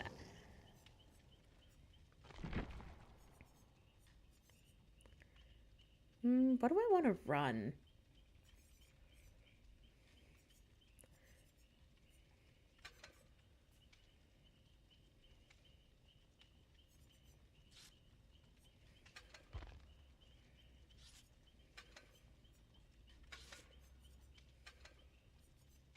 Thank you. It's always nice when people are like, nah, I want to help out. Yeah, I'm not the most tech savvy individual, but usually it works fine. Not today. Not today, baby.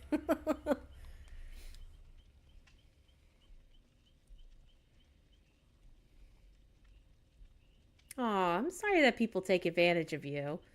That's awful. See, I try not to do things like that, but then there are times where I'm like, hi, I'm very inept right now. I need help.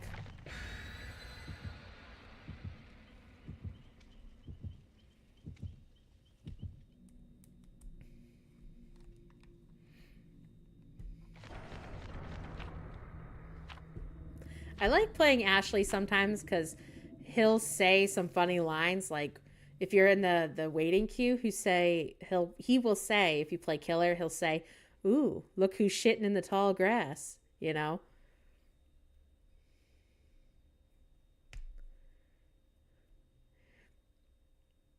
And see, that's the thing though. It's all about, when you start getting older, you start getting wiser, and you start picking up on people's little things, and you're like, nah, not today, fam. Not today. Not today, Jesus.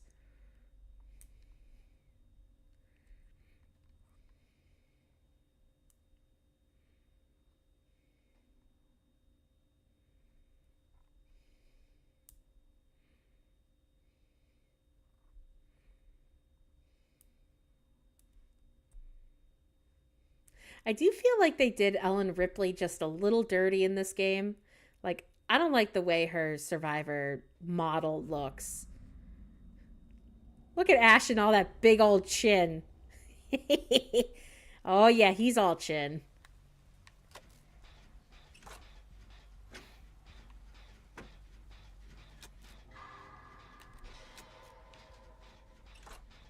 Hail to the king, baby. Well, that's a wrong one. That's Duke Nukem.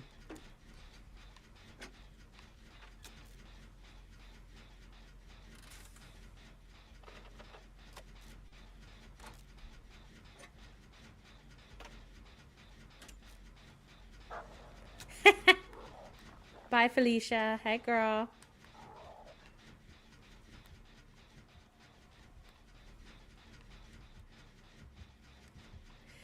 They did do my girl Ripley a little wrong. Like, she looks a little bit like an elf. It's really weird.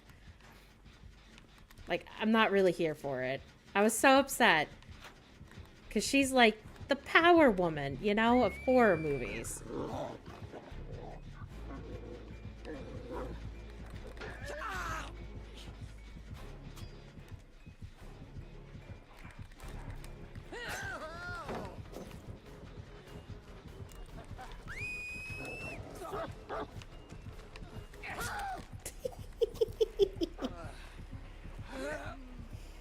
Oh man, we got spanked. Welcome to the stream, guys. I'm just getting spanked. It's okay.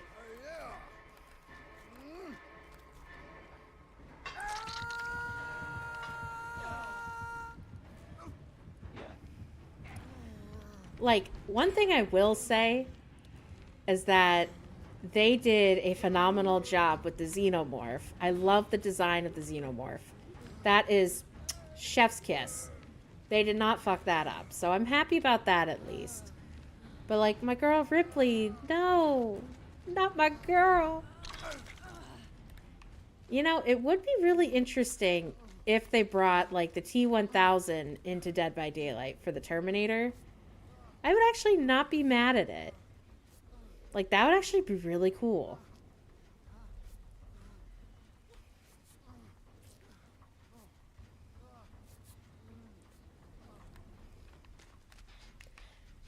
Yeah, I'll show you what the Xenomorph looks like after this round. I love the way that they bring him in the lobby setting. It looks so cool.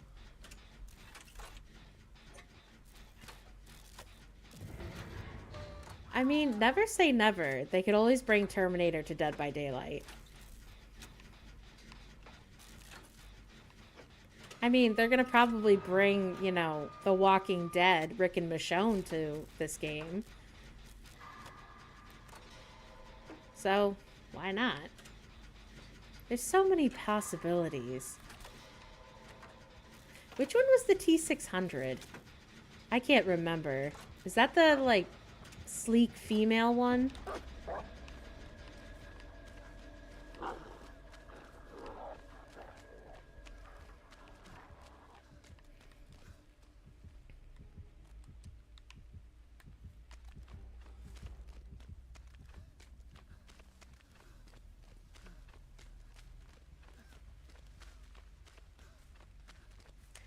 Really? I haven't seen that one.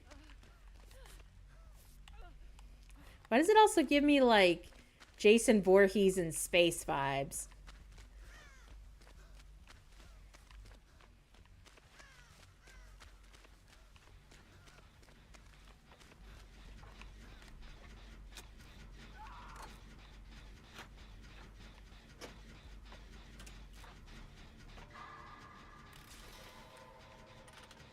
Oh, I also heard this messed up news that the Texas Chainsaw Massacre game is no longer going to get support from the developers after such a short run. It's kind of sad. It's been like what, a year and a half, 2 years, and they already gave up on it.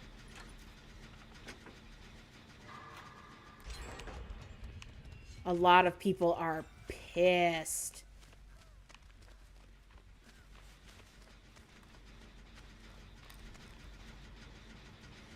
Yeah, I mean, it was really good for what it was. I actually enjoyed playing the Texas Chainsaw Massacre game. It was a lot of fun. You know, especially as somebody who's always playing, you know, and enjoying Dead by Daylight. It's like, man. Because it was refreshing. You could fight back against the Sawyer family, aka the Killers.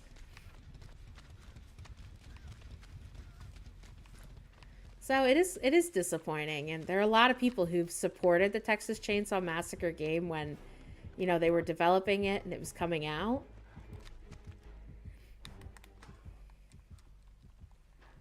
It's just really sad, man.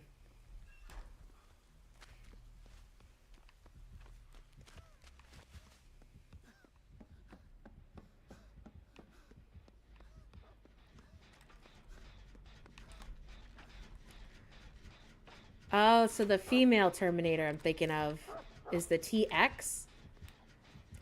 See, which Terminator film was this Texas Chainsaw looking Terminator from? Which one was that one?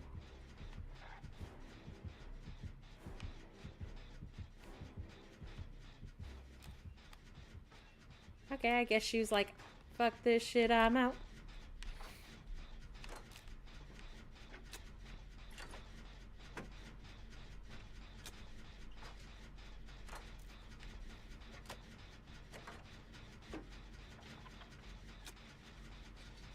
Yeah, I remember that.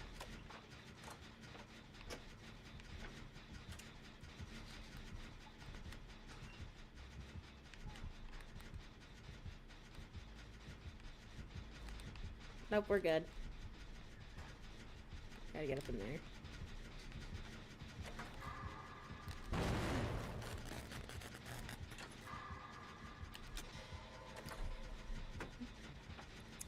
See, I have to go and look that back up again, because I don't remember that for the life of me. Whereabouts are they?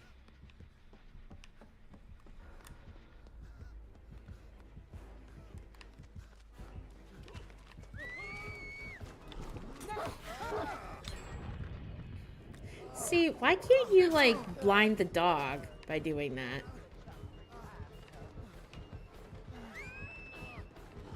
Ah, shoot. Yeah, she's gonna get me again. Oh, shit, she missed. I never get that lucky. And yes, there was a Terminator game a few years ago. But the one I'm thinking about was the one that was out on PlayStation. But I feel like there was a newer one that came out. Like 2015, 2016. Somewhere along those lines. Because I think you're right, Jin. I only just can recall the PlayStation 2 one, though.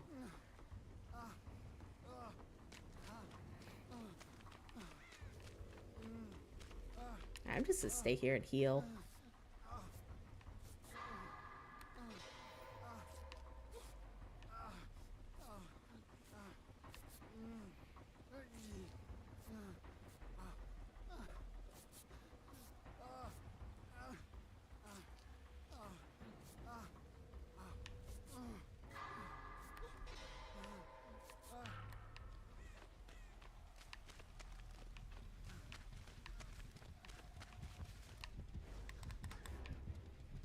Oh, shoot, she didn't see me?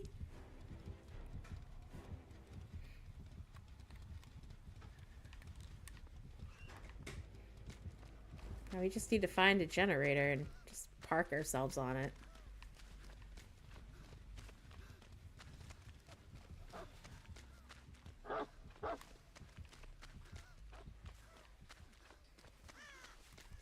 I feel like I gotta look at the T600, because, like, it sounds familiar, but it's not ringing a bell to me.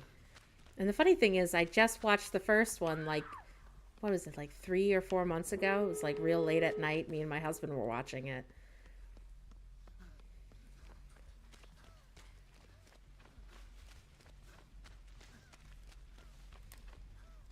See, when I think of that one, I think of, like, the one that has, like, you know, the Gatling guns on it, and it looks like it's got, like, tanks for legs. Like, you know, like those tank wheels.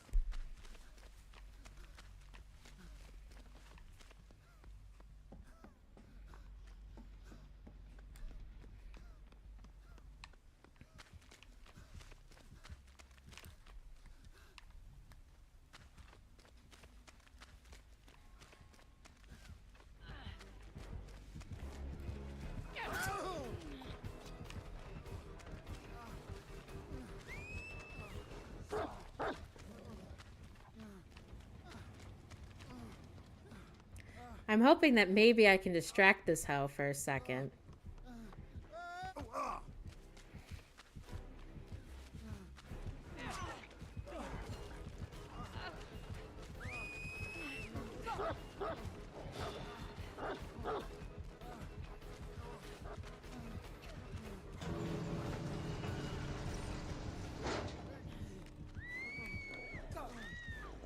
This is a disaster.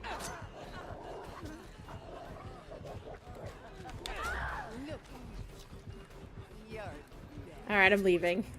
Oh my god, that was so bad. That was terrible. But hey, we escaped. Oh my god. We got 99,000 for that. So beauteous. God, I watched Terminator Salvation so many years ago when it first came out.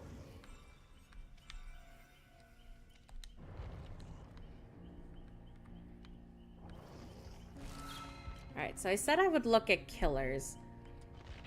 And I did want to show the Xenomorph, because I always like...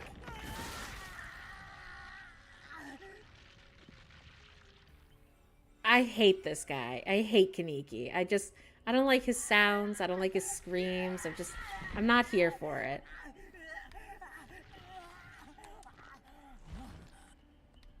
But I love the Xenomorph. I love how he just, like, well, it descends. It looks so cool.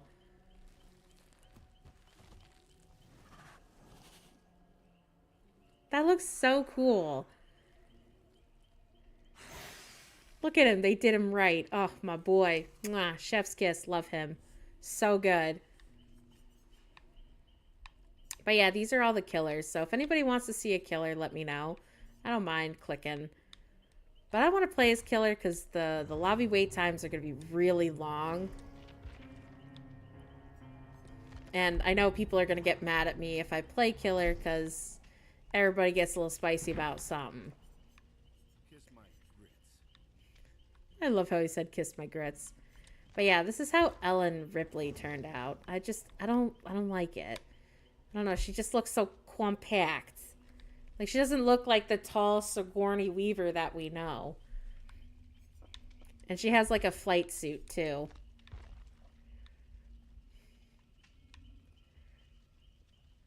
Like, I mean, the flight suit looks really great, but I'm just so not into, like, the face. Like, the face is giving, like, elf or something.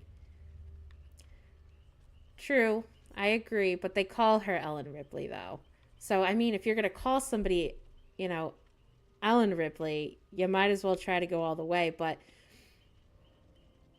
like, maybe Sigourney Weaver was like, I don't want to give you guys my likeness. I don't want to do that. So, I get it. But I'm so not a fan. Like, I don't like it. Like, this is supposed to be her badass attire. This is where she takes on, like, the Xeno Queen. And I agree, you know, Chaos, she does look more like Amanda Ripley, but it's not about that. It's about the fact that it's supposed to be Ellen Ripley, the most badass, like, female, and, like, drives me nuts. This pissed me off. Like, when they came out with Ellen and she looked like this up top, like, I was like, where's Sigourney Weaver? Where's my girl? And I do agree. The pants, they just feel a little too baggy. Like, this one I could get along with. Like, this all looks good. It's the face that's killing me a little.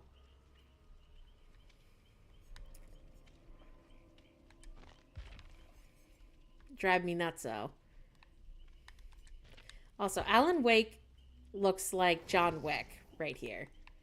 Like, doesn't he look a little bit like John Wick? He's about to mess it up. You're thinking this one's a little bit better. It is a little bit better, but, you know, you want Sigourney Weaver's face. The pants aren't tight enough. She does. She does. She does look like that. Oh, and of course we got our Lara Croft here. I think they did Lara right, because she looks like, you know, she's from the newer game.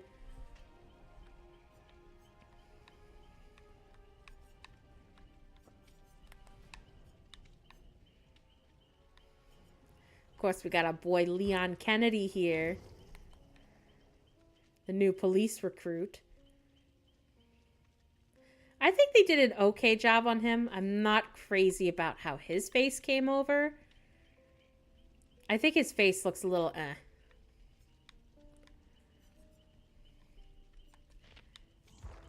Jill, I think, looks pretty immaculate. Like, I'm in. Laura's cheating. Because, well, you know, it's true.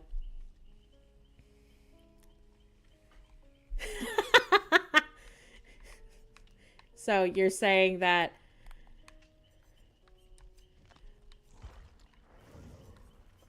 so with this outfit, you're saying that Ellen Ripley's got a diaper on? She's wearing her diaper, folks. She's getting the shit scared out of her. But they look good, and that's what I love. The diaper is full. Guys, she needs a nappy. She needs a little change. Oh, God. But I do think, you know, the Resident Evil characters really carried over very well. But I think it's because they have a good partnership with Konami. So Konami's like, yeah, man, we're going to, you know, do this up right. You know, I think they got a lot of full blessings and graces, which helps. Ellen, not so much. My girl be hurting. I'm going to buy this chick. I haven't bought her. How does one buy her? I think we got to go to this. I'm sorry I failed door?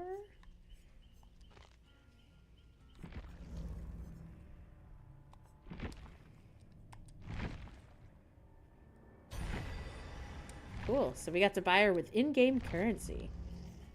Oh, you want to see the Nemesis and Xeno now? I can do that.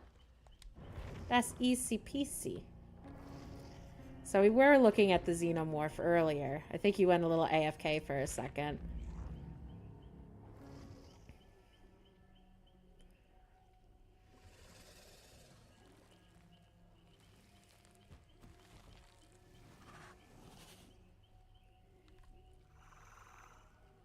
It looks so good. Oh, and they have variant skins. So you could be like the Queen Xenomorph if you wanted. I haven't bought any of these. But then you've got like an instant, you know, throwback to, what is it? Alien Resurrection. Like that looks so cool. Or AVP. AVP, yep. Oh no, he's big. Oh no, the Xeno is big. And then you got the Ripley weirdo, like, cloned one that looks crazy. This one I'd have to say is so sick. I love the look of the Queen. Look how good this one looks. Ugh. Gorgeous, magnificent. This one is scary. I mean, they can only go as big as they can, because remember, it has to fit into the map. And I think there's only so high that they can go. And then this one I think is supposed to be like emulating like Prometheus or Covenant. I think it's Covenant this one's supposed to be from, where it's molting and becoming the perfect life form. At least that's what I'm getting for vibes. This one I don't remember. But it also gives me a lot of like Covenant and Prometheus vibes. But it looks so cool.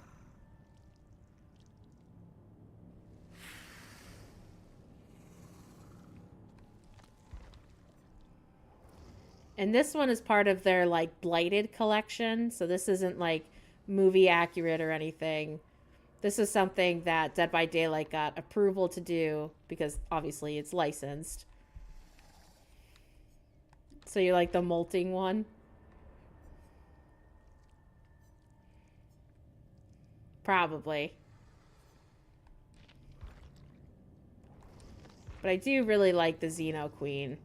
I love it. It's so good. It's so peak. But unfortunately, I will not be buying. There's also, I'll show you the good guy, Chucky. Chucky's pretty cool. I bought Tiffany. And she'll speak every now and then, so that's really cool.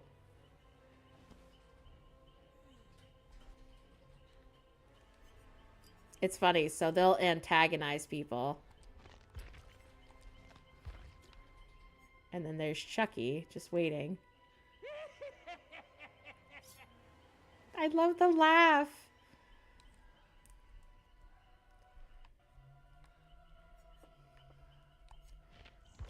They even have a show for Child's Play, which is crazy.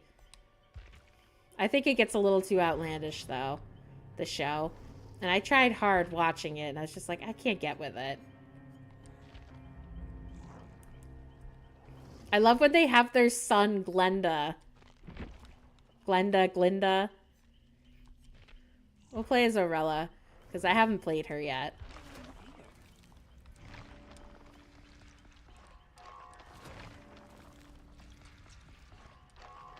Oh, you wanted to see Nemesis, that's right.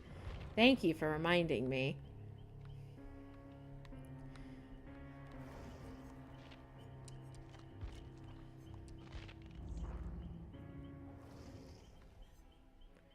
I think so. Well, they didn't have Glinda in this game, but they do seem to do a pretty good job in the movie, but I haven't seen the show with Glinda.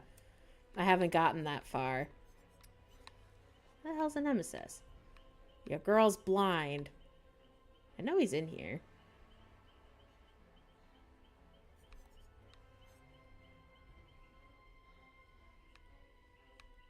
Oh, did they remove him? Maybe they're reworking him, because I know I bought him. Yeah, he's not an option. Oh, hello. Maybe we could see him in the store.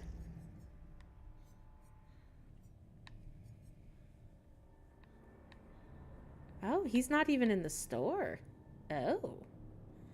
Oh, that's surprising. Oh, nope, there he is. There's my boy. So there he is. That's his, like, standard outfit. He is a big boy. Oh, I kept going by him.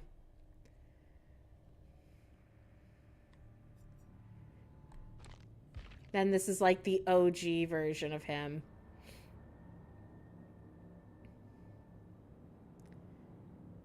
I mean, I like the Nemesis, but I'm not crazy.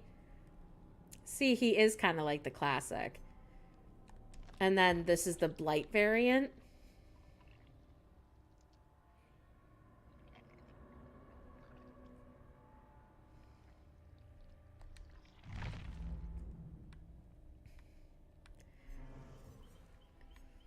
And of course, they have the Mastermind, aka Wesker.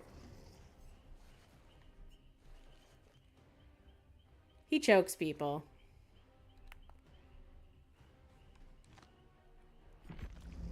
Yeah, Wesker is a thing. I think they made him very caked up in this one.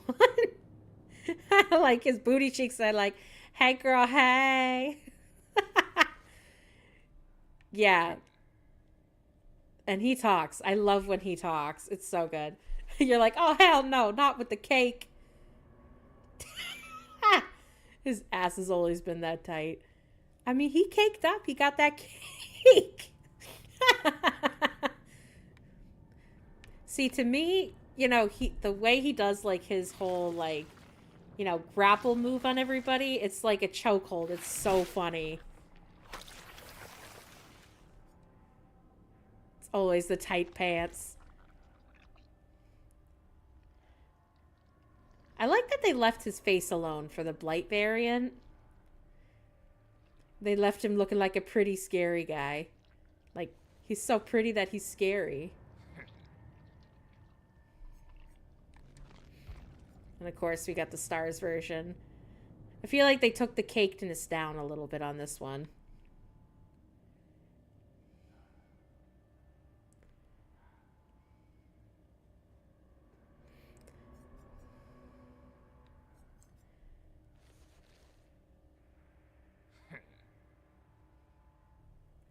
They are tight, but it's not as tight as this one. Like, that's some definition, brother. Oh my god, I feel like my stream just devolved into cake time. Oh, and they have the Cenobite as well from Hellraiser. I was really excited. The bakery. Did you need me to reopen the bakery for you, darling? Well, of course we got to bring Daddy Pinhead in, also known as the Cenobite, also the Hell Priest. I love that they brought him to Dead by Daylight. He's just so perfect. And too bad you can't see his other outfits because he's not available in the store anymore, which is big teardrop for my homie Clive Barker, the creator. Yes, so there are some voice lines. At first they had the voice lines, then they took the voice lines away, and then they brought the voice lines back. So he's like, you opened the box, I came. So there's a couple of other variants, but they took them away, so sadness, no more.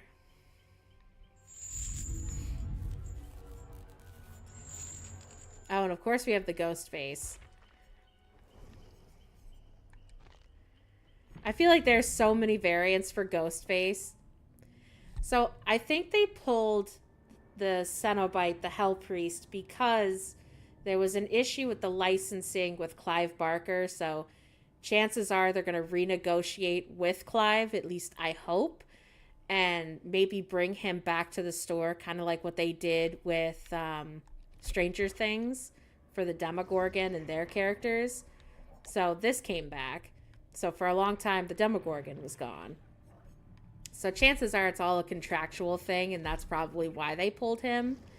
And honestly, I feel like Clive has every right to do that, just given the legal battles he's had to get the rights back for his characters and, all the things he's been through. I'm a diehard Clive Barker fan, so I support that guy all to pieces. Like, he needs all his monies. Like, he's got a lot of work that he's still doing, and, he's just a great person in general. So I think it's very much well deserved to have a renegotiation. So he's getting the money he rightly is entitled to, because he got screwed over for a long time from the studios, and he missed out on a lot of funds and things that could have really benefited him. So Clive Barker had like a huge health crisis. I think it was like at a dentist's office, something happened, and like he almost died, and it changed him forever. So, a lot of things happened to him, and, he's a huge painter, and he does like a lot of acrylic work. So he had a manager at the time that was selling his art from a book series he created called Abarat. And he still to this day is begging anybody who has his art to reach out to him. And he has particular ones that he still is emotionally connected to. And he got really, really screwed over by his old manager. And I feel so sad. And it hurts my heart that somebody could be so cruel to somebody who is so creative and so kind. Someone who's created all these horrific things is really just like the sweetest person. And it's sad. It's really sad, because Clive Barker is a wonderful, wonderful artist. And he's done so many wonderful things over the years that it hurts me. So I could keep going on, but I don't want to. Yeah, so there's like, he has like a whole website that, you could go look at. It's all his like updates and things. And there's a couple little, I think it was like news art things, or like, hey, this is what's going on. And he was like, hey, I have paintings and pictures that I've created that I did not allow to be sold, and they were sold without my knowledge. And he was just so crushed by the whole thing that he is begging anybody who has his art to just reach out to him, about the specific pieces he wants to know of.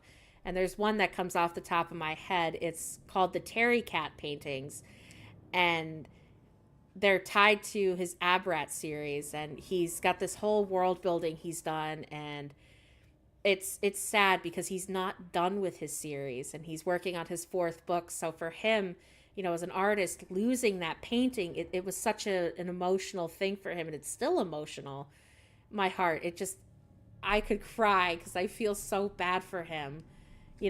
Somebody really used him, and it's like, what the fuck? He's not a bad person.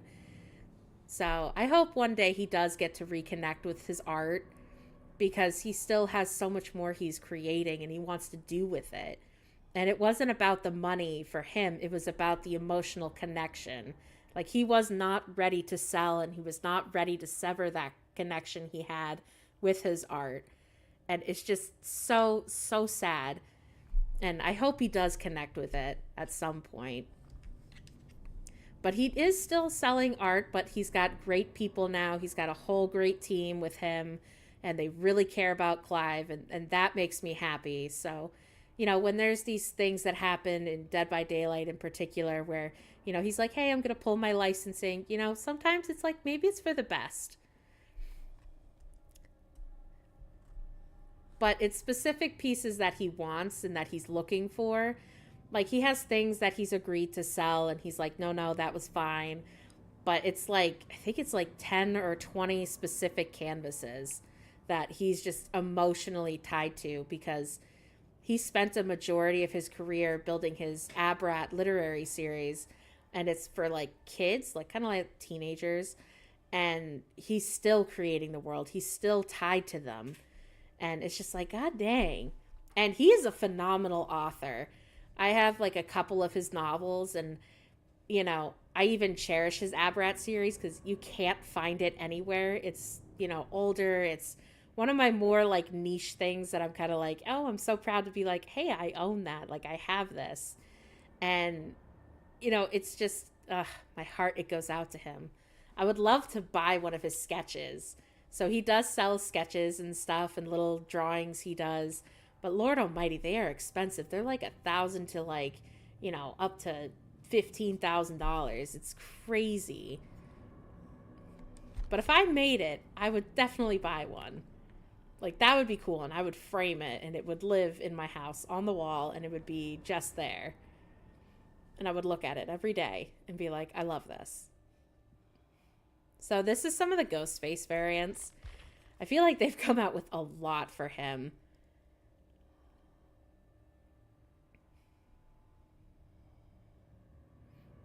But yeah, that was just kind of like my little soapbox. So I'm sorry, I got a little impassioned there, folks. Your girl can't help it.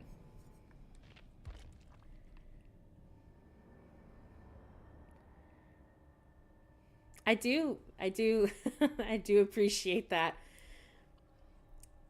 I hate the Ghostface. I hate like going against him. He's a tough killer, but you know he is really great to play as.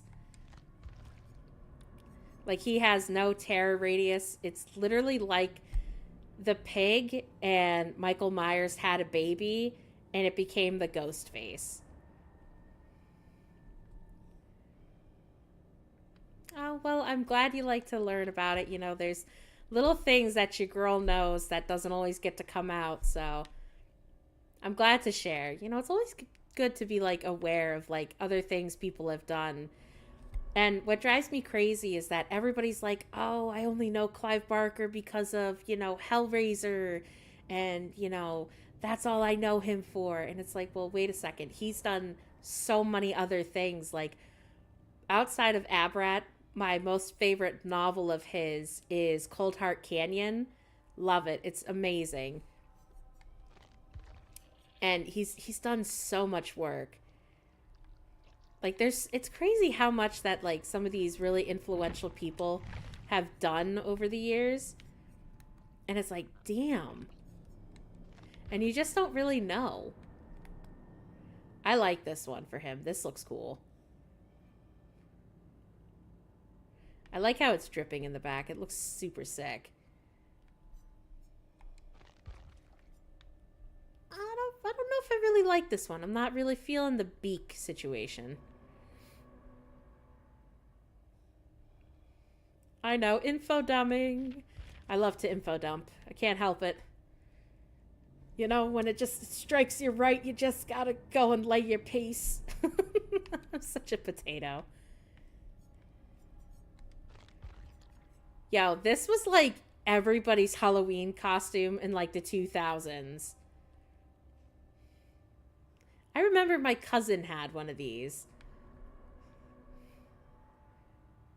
Like, I feel like you could just like buy this at Walmart. Oh my god. This is like so OG.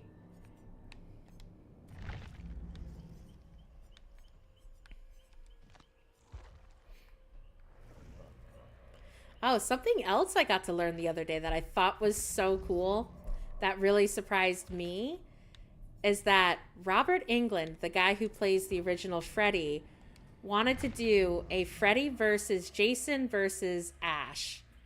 And they never did it because Sam Raimi didn't want to do it. Isn't that bananas? Like, can you imagine seeing a movie that's like Freddy Krueger versus Jason versus Ash, but it's Ash who's supposed to take down both of these like horror icons? That would have been so freaking sick. I would have been so here for it. Oh, and then all the witty things they would have said.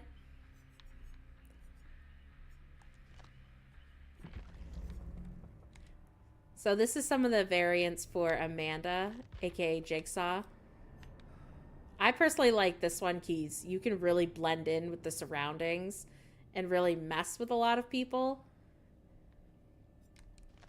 Obviously, the OG. This one gives like Legion vibes, but I like the long hair though.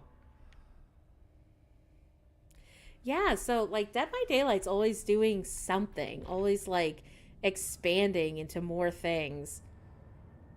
You know what? This is giving me like Miss Piggy vibes. Oh, Kermit, where are you, my little Kermie? All right, well, have a good one, Chaos.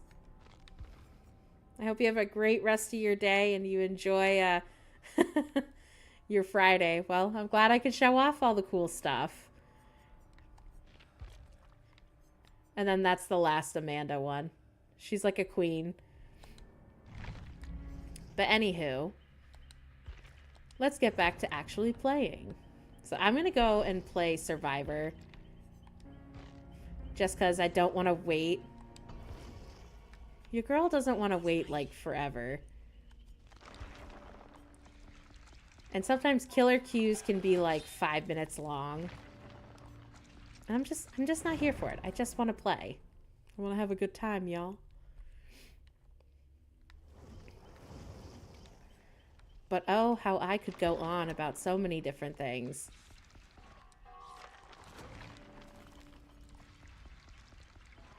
I hope to see you around, Chaos. I won't be on Saturday, just so you know. But I will be on Sunday, so if that's something you want to be part of.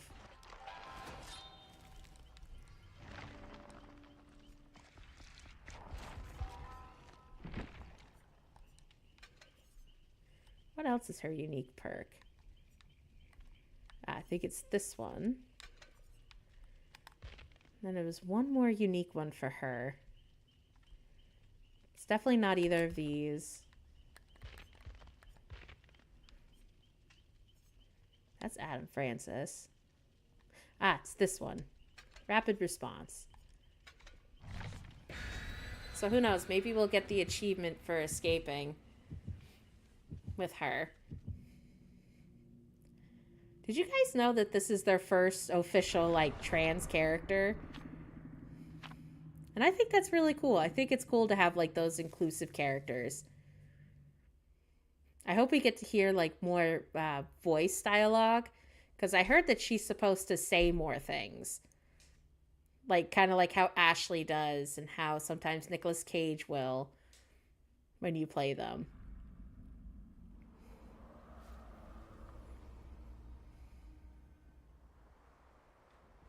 Let's avoid the hooks and hit those generators.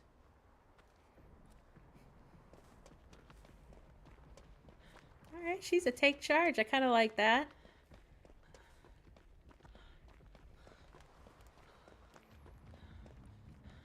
Oh, of course it's Legion. Okay, maybe he walked away. So maybe we're good here. Well, Legion could also be the girl, so... Should I say they?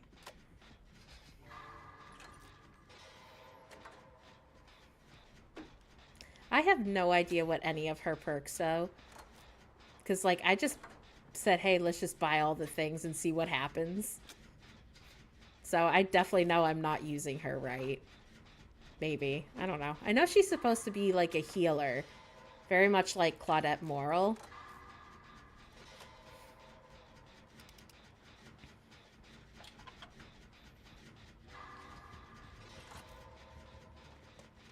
Okay, he's chasing somebody.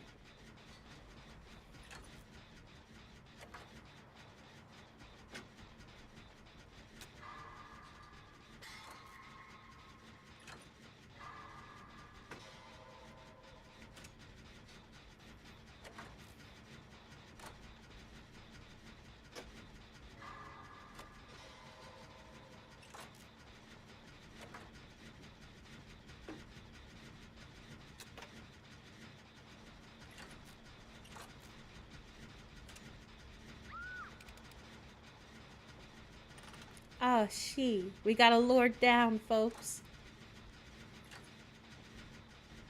Someone's a DVD madman. Sometimes, you know, I see people's gamer tags and I'm just like, why?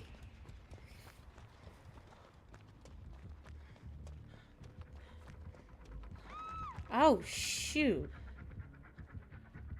Okay, so they're picking up that one.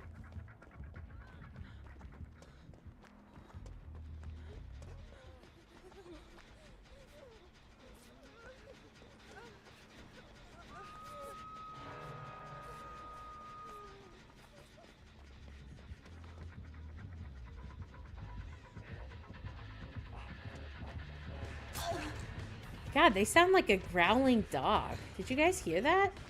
They're like, ah, ah. What the hell?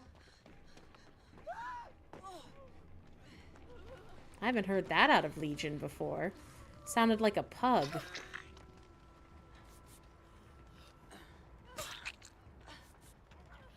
Alright, I gotta mend. You gonna mend me?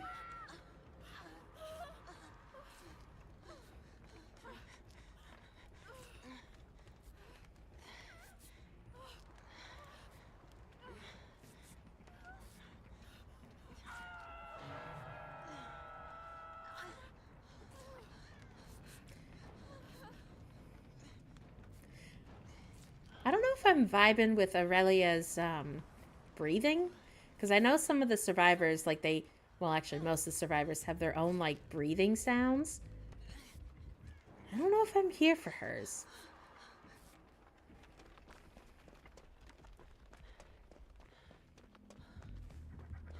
Oh, she.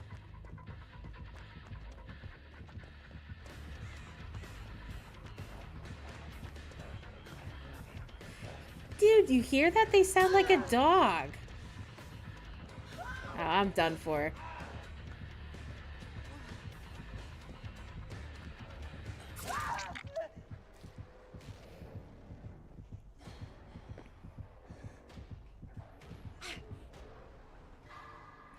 Like, why they be sounding like a dog coming after me like that, bro?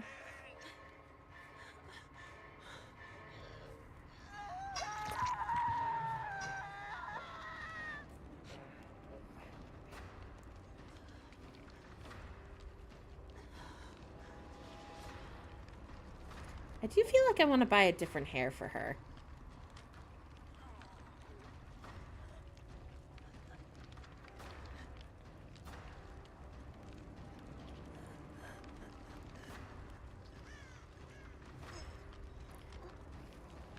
But yeah, I'm pretty excited. I'm going to be going to an aquarium tomorrow. And there's like this little park that's outside of it. So my husband and I are going to go hang out and kind of do that. Because I haven't really done a whole lot of outside living this week. Just because I've been so sick. And I've been feeling a lot better. So my husband's like, oh, why don't we go and like get sun and we go out and do something. So that's kind of my plan tomorrow. So I won't be streaming tomorrow, but I will be back on Sunday. So if you want something to watch, I'll be here. Just vibing.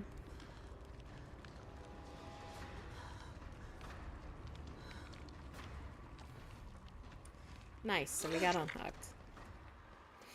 Well, I felt horrible on Monday. And... well, it was more like Sunday night, and Monday it got progressively worse.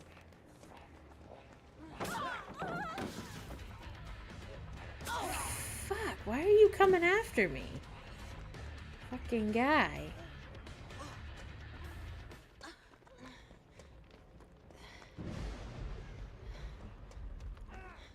You know, we're gonna do this one too, because why not?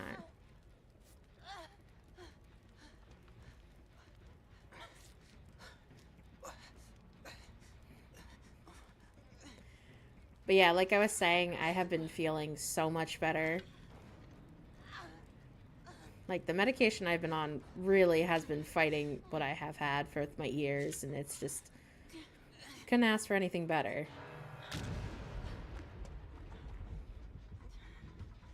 Oh, I am so done for.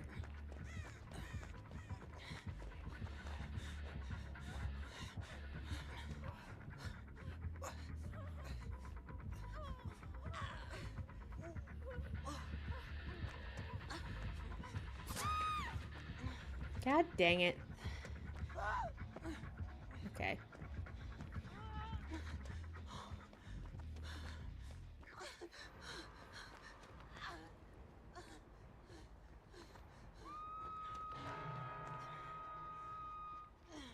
trying to figure out which way he's gonna go.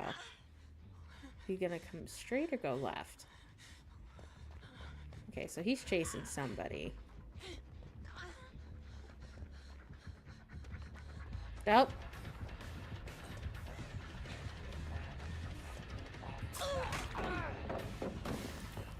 At least we got a pallet slam. I can live with that.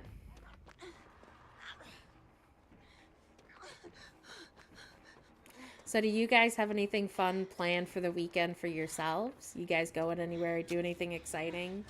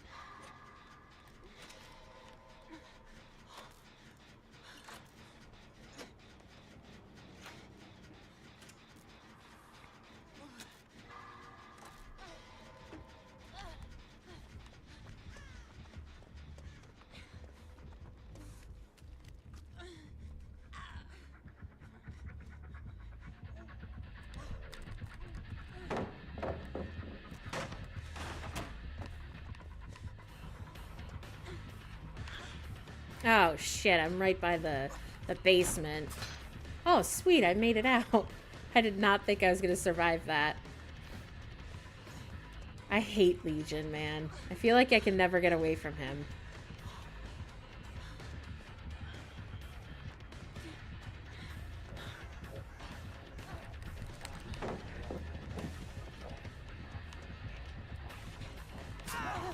Well, at least I did a little loop-de-loo. Oh, damn it. I was hoping to use that pallet. Denied. Oh, you doing some shopping this weekend? Or are you doing like grocery shopping or are you doing like clothes shopping?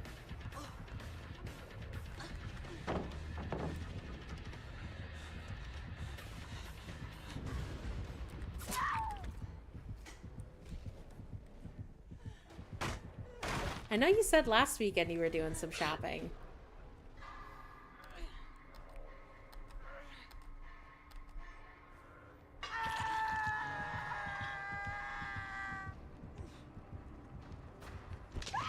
Ooh, some decorations. Ooh, what's going on? You having a little celebration? Something exciting? Or just something for fun?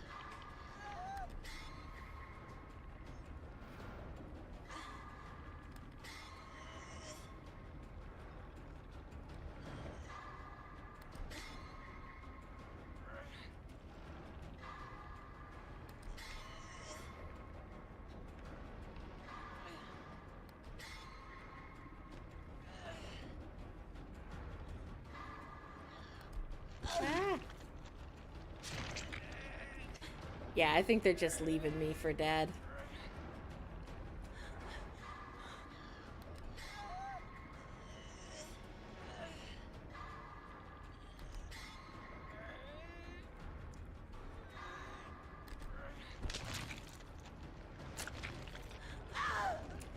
Ugh.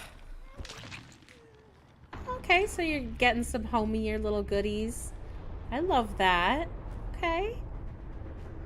Do you have anything specific in mind, like a color scheme or like, you know, an item in specific that you want to get, like candles or like glassware? Like, what are you thinking about? Or you just kind of like vibe it out and see what kind of like attracts your attention?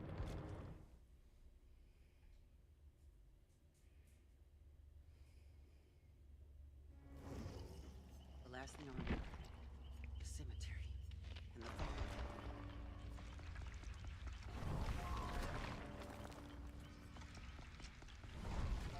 Just the vibe. Okay. Hey, I vibe with that. Like, I get it.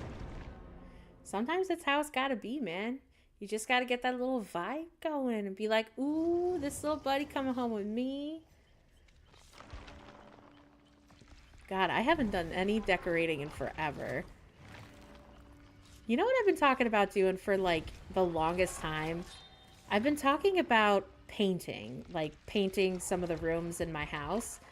And like I have never really gotten around to it. It's something I definitely do want to do though.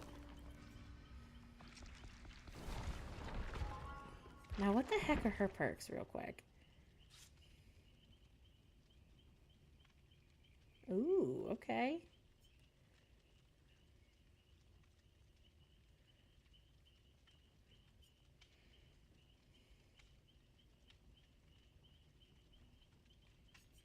Don't really like that perk where you get exhausted.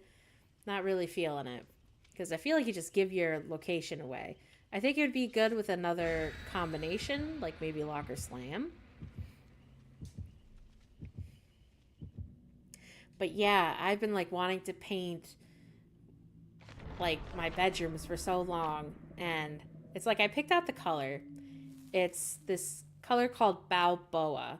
It's like this kind of like lighterish blue color, and it looks really pretty. And my husband and I, we both agreed on it because I grabbed like a ton of like swatches where you could just kind of like put them up to the wall and be like, well, which one does my eye like? And we just kind of settled on that one. But I've just never gone through the motions of like, yeah, it's called Balboa. And we both just really like the color. It's just this really nice blue. I think you could probably find what it looks like on, what is it, Home Depot? Yeah, we got it from Home Depot. So you could see that bluish color that I kind of want to do. Just something to freshen up the space and, be more inclined Stick with me. for, to go to bed and just kind of have something relaxing, like a relaxing tone. But yeah, so Home Depot here in the States, I don't know if it's the same outside of the States, but we got Miss Throw Up. But yeah, there's always like fun names for paint colors. Oh, I want to go join everybody in the basement. Like, what's going on down there?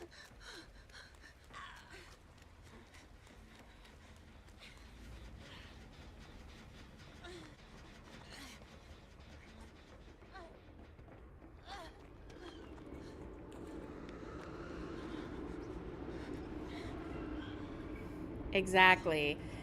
I mean, my husband and I have been where we are for a couple years, and it's like, I finally want to paint.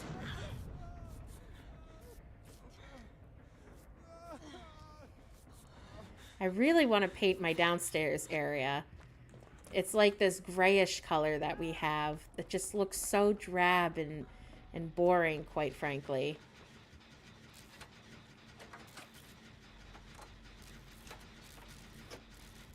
But we haven't picked out a color for that yet. We haven't settled on something.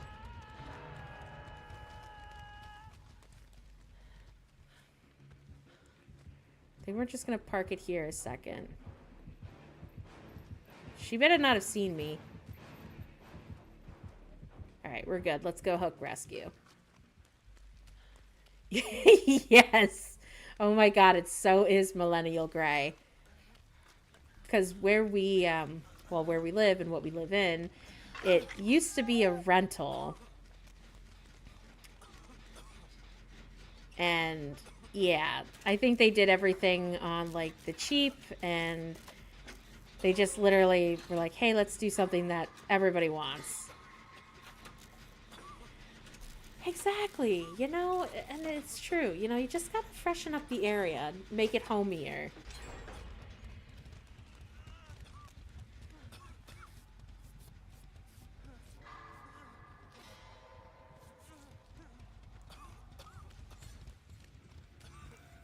Oh, shoot. Oh, nope, she's coming that way. Oh, God. She's gonna hit me. Oh, well, she only got me with the throw up. Ooh, you got the colorful LEDs? Oh, I love that. See, I've been wanting to get, like, those, like, really cool LEDs that everybody has in, like, their computer rooms. Oh, she can throw up and hit you now and hurt you. Ooh, I don't like that. Oh, hey, Carl. I'm good. We just vibing. We just hanging.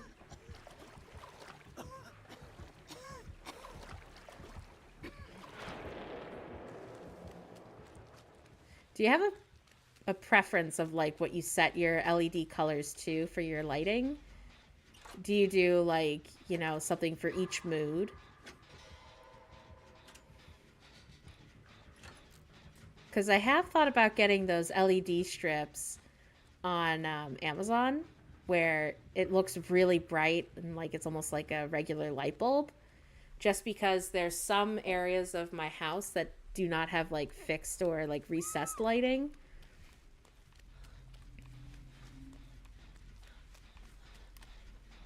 Oh, yeah, bastard. See, that's what I want to do. Because, you know, I'm all about, like, easy installation. Like, I don't want to make it complicated. Like, life is already so complicated as it is.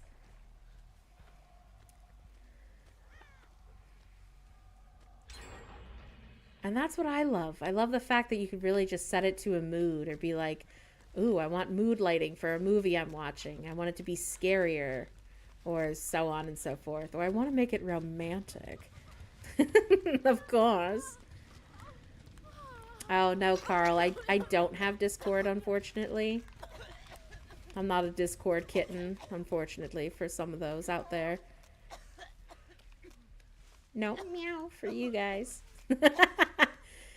Yeah, I'm just having a life, guys.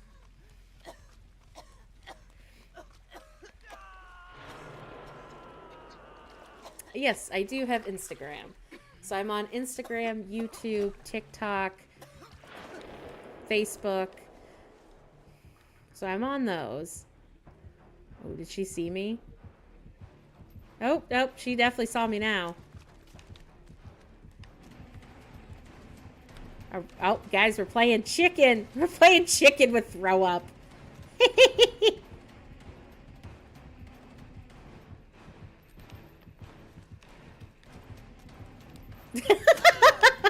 Oh my god, I just had so much fun. Oh, hey, congratulations. That's awesome getting a degree. Oh, that's such a huge triumph. Big congrats. Yes, I do have Instagram.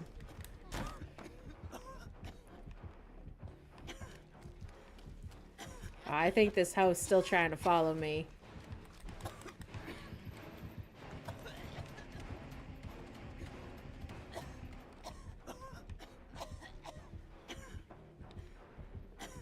Okay. Oh, shoot. Ah, oh, dang it. I fell right in front of her. Oh my god. Oh, that was awful.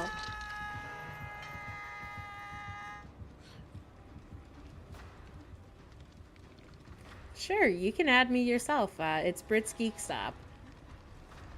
Just my Twitch username. Yeah, she got me good. I was like, I think I'm good. I don't think she's on this side. Yeah, right. She was right there.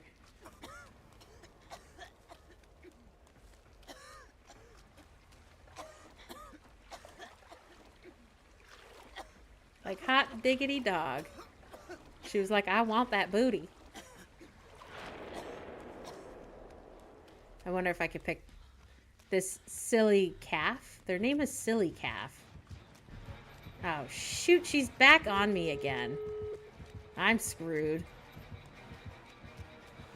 It's over for me now, folks. Okay, maybe not. But I want to save this silly Billy over here. This... Shit!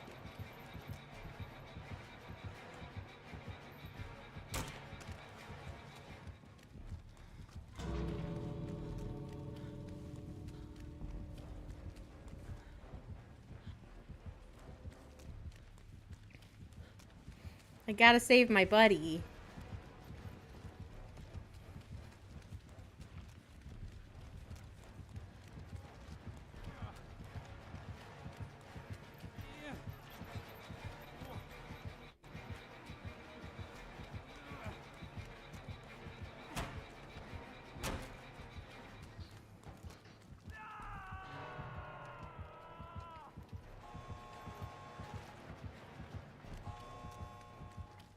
I hope I can get him.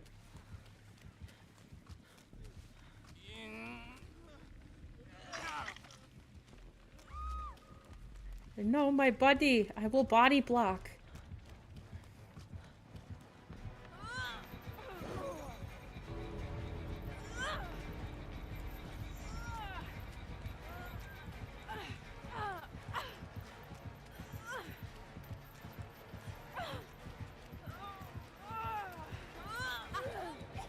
Nice, she got off.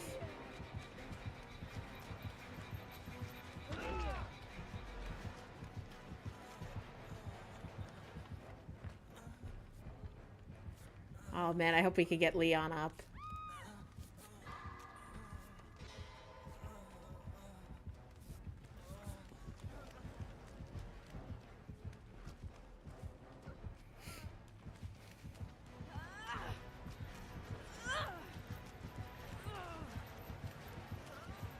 We are all trying so hard.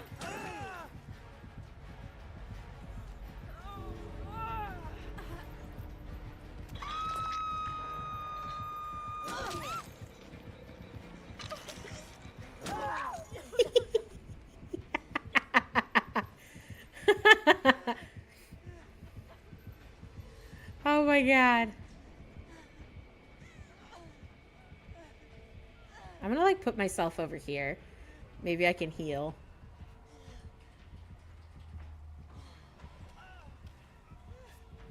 Silly calf, you come to save me, my friend. Oh, we are just goofing now.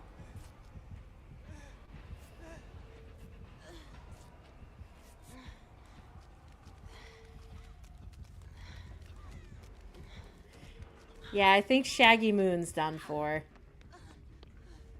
So we're just gonna skedat. But this way, at least we got the achievement. I know we got it because we used only her 3 perks. But sometimes it takes a while to just pop in. So, it'll probably pop later. But that was fun. You know, saving everybody. Damn! Plus the quest bonus. Look at that, 157k. That is insane. Oh my god. That was actually a fun match. I enjoyed that.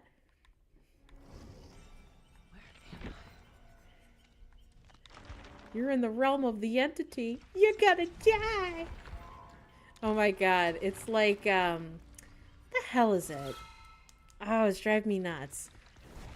What the hell is, I know the name of this band and it's driving me, Guns N' Roses. It's like Guns N' Roses. You're in the entity's realm. You're gonna die. Oh my god. Y'all, I think I'm getting stir crazy.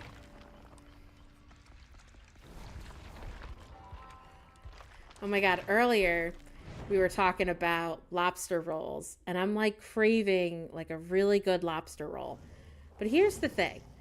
I want to make the lobster roll myself. Like, I don't want to make, like, you know, the drive and go somewhere and spend, like, $60 on a lobster roll. Like, I just want to make the lobster roll myself. Like, you know, it doesn't need to be complicated.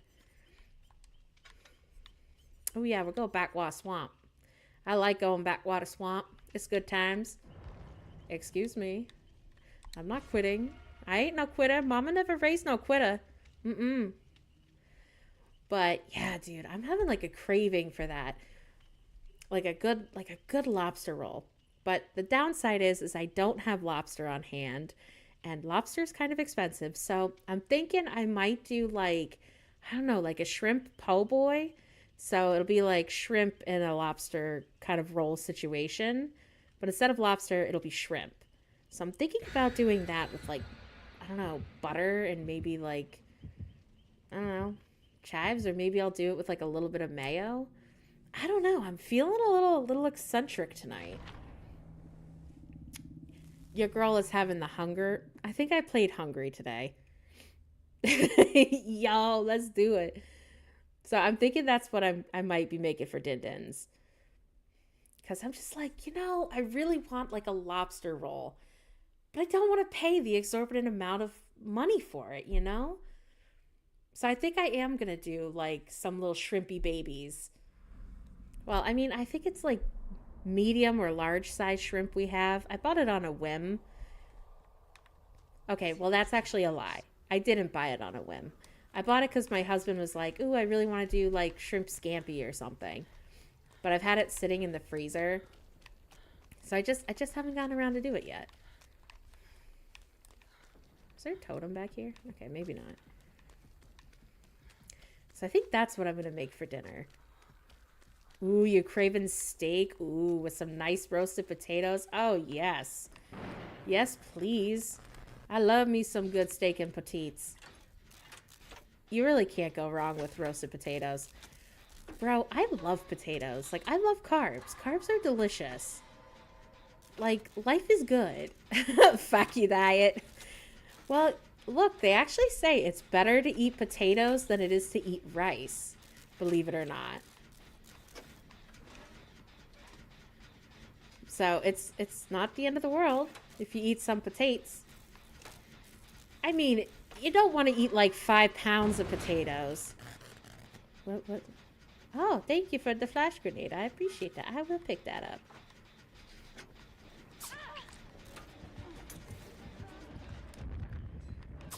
Blinded you, you bastard. But here's another thing, okay? Potatoes are a good food. It's got the good carbs. It's got fiber. It's got all the stuff you want. It's really just how you dress it. Because that's where the calories can really add up.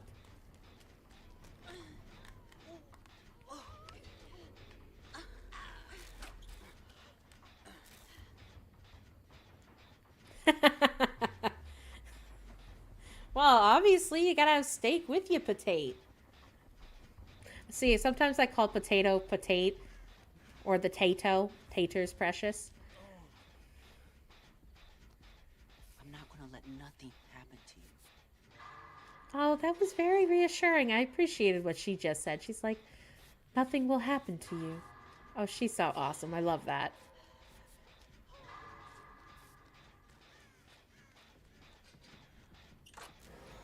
Oh, motherfucker.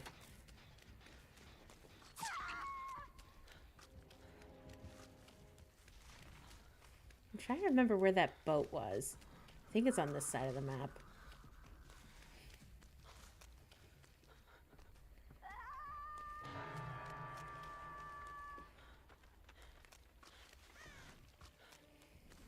I actually made like a shepherd's pie the other day, and the potatoes for it came out so good. Oh, that was so good. It was so yummy. I wish I had more shepherd's pie, because it's nice when it's all cooked and it's ready to go. Shit, guys. This just became the food stream. We're going to sit here and talk about food. Make y'all hungry.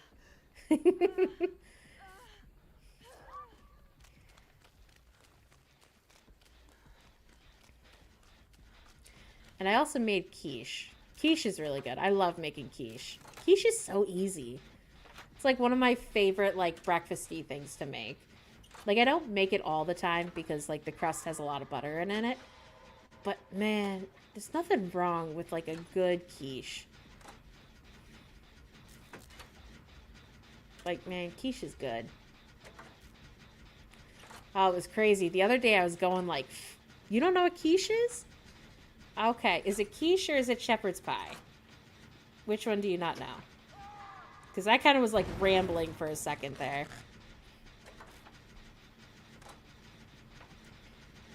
So you don't know what quiche is. Okay, so quiche, it's like if you take pie pastry, you put it in a pie dish, and then you put eggs in it. Like it's usually scrambled eggs, and you'll do like meat, cheese, and then you'll bake it. And it comes out really good. Like, I think it's good. Some people might be like, it's a texture nightmare. Oh, this fucker. This fucking guy. Ah, he's gonna down me. Fucking guy. It's okay. Yeah, so the one I made the other day, I did it with onions, green peppers, and some turkey sausage. And then sprinkled a little bit of mozzarella cheese on top. Mwah, chef's kiss.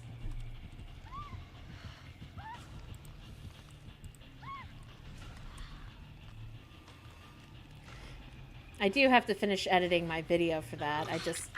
I haven't had the time. Well, more like the mental capacity to want to do it.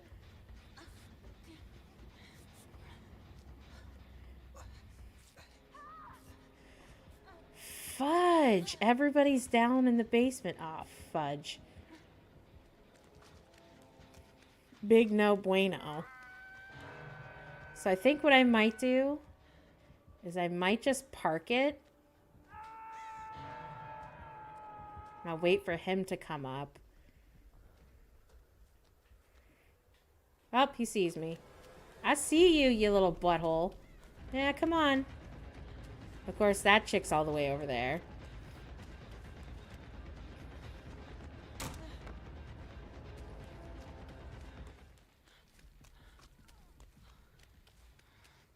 Oh, that bastard. He's such a bastard. This is why I hate the, this fucking character. Yes, dude! Oh my god, I love Nandor from What We Do in the Shadows. Fucking guy! You fucking guy! I cannot do the Nandor accent very well. Fucking guy. Oh my god, so good. Fucking guy. Oh my god. You know, I really loved that show. That show was so good. But I feel like the last 2 seasons sucked. Like, it just wasn't as good. Like, the first 3 seasons is so good. Like, I mean, there were good parts, but it started to, like, lag after a while.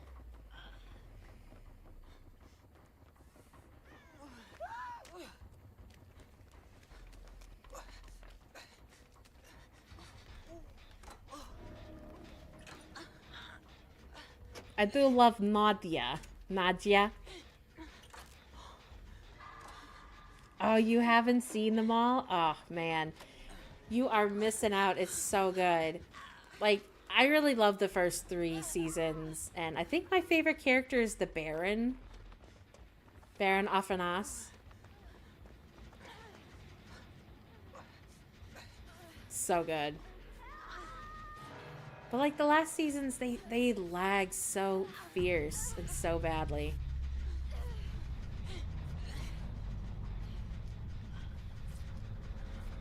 Hey, Big Meat.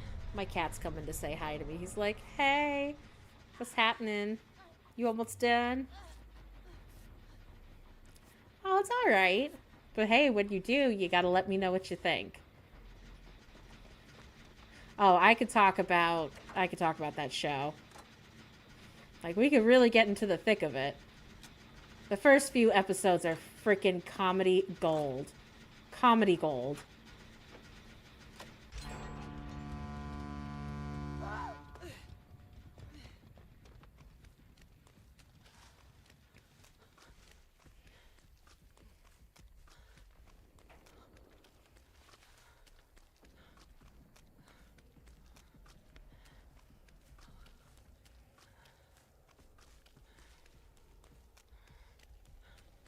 Have you seen the movie version of What We Do in the Shadows? Because that's also a comedy gold. Like, that's so good. You little bastard. Look at this little bastard here. See, now I'm getting a little spicy. I hate when they sneak up on me. Oh, yeah, he's gonna get my A. He's like, give me that booty. I want to spank it. Ooh, we are screwed.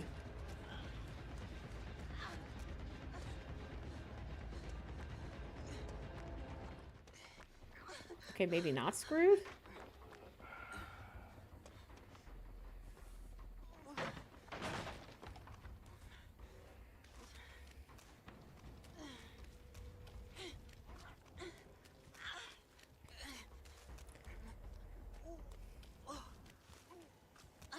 Oh man, the movie is really good. If you can find it and you can watch it, I highly recommend it because it's just that good. This guy's trying to get me. He's trying to get me. Oh no, he got her. Alright, so we're going to see if we can maybe find the hatch. Maybe. Maybe we'll be lucky on a hatch escape. Don't think the hatch is in here, but I've been wrong before. I think it's going to be along the corner.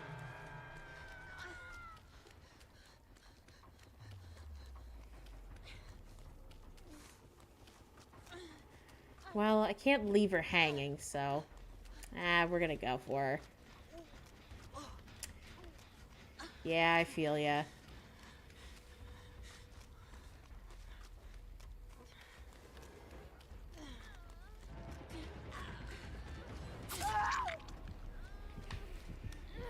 But isn't that how it goes, you know?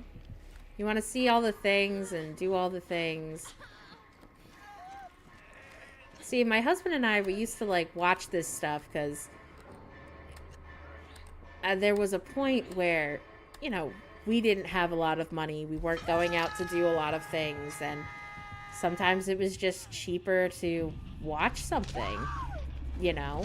And I'm going to be honest. There were times we were going to the library and, like, renting movies and, you know, doing that because we didn't have money for subscription services. And, you know, we would just rent something and, like, watch it at night and just go to bed. And that would be kind of like what we did. And I'm still going to say, to this day, I'm still shocked that we were able to rent some really good movies from the library of all places. I was like, that was crazy. How did I end up here? And like... Oh, God, you remember Blockbuster? Now, that's a rental monolith. Holy jeez Louise. I, like, forgot about that. Oh, my God. Blockbuster was such a thing. Like, I remember when I was a kid, my dad was like, hey, we're going to go to Blockbuster, and we're going to go and, like, actually get a movie. And that's what we're going to do for Friday night. And we'd get pizza, and we would just chill and have pizza and watch the movie. But then there was also good times when they would have some of their video games go on sale for like super cheap. And like as a kid, I was like, hell yeah, Dad, buy me this. It's like $10. And he'd be like, yeah, here you go. It's great. It's the first time I ever got introduced to Final Fantasy X. Loved it. Absolutely loved it.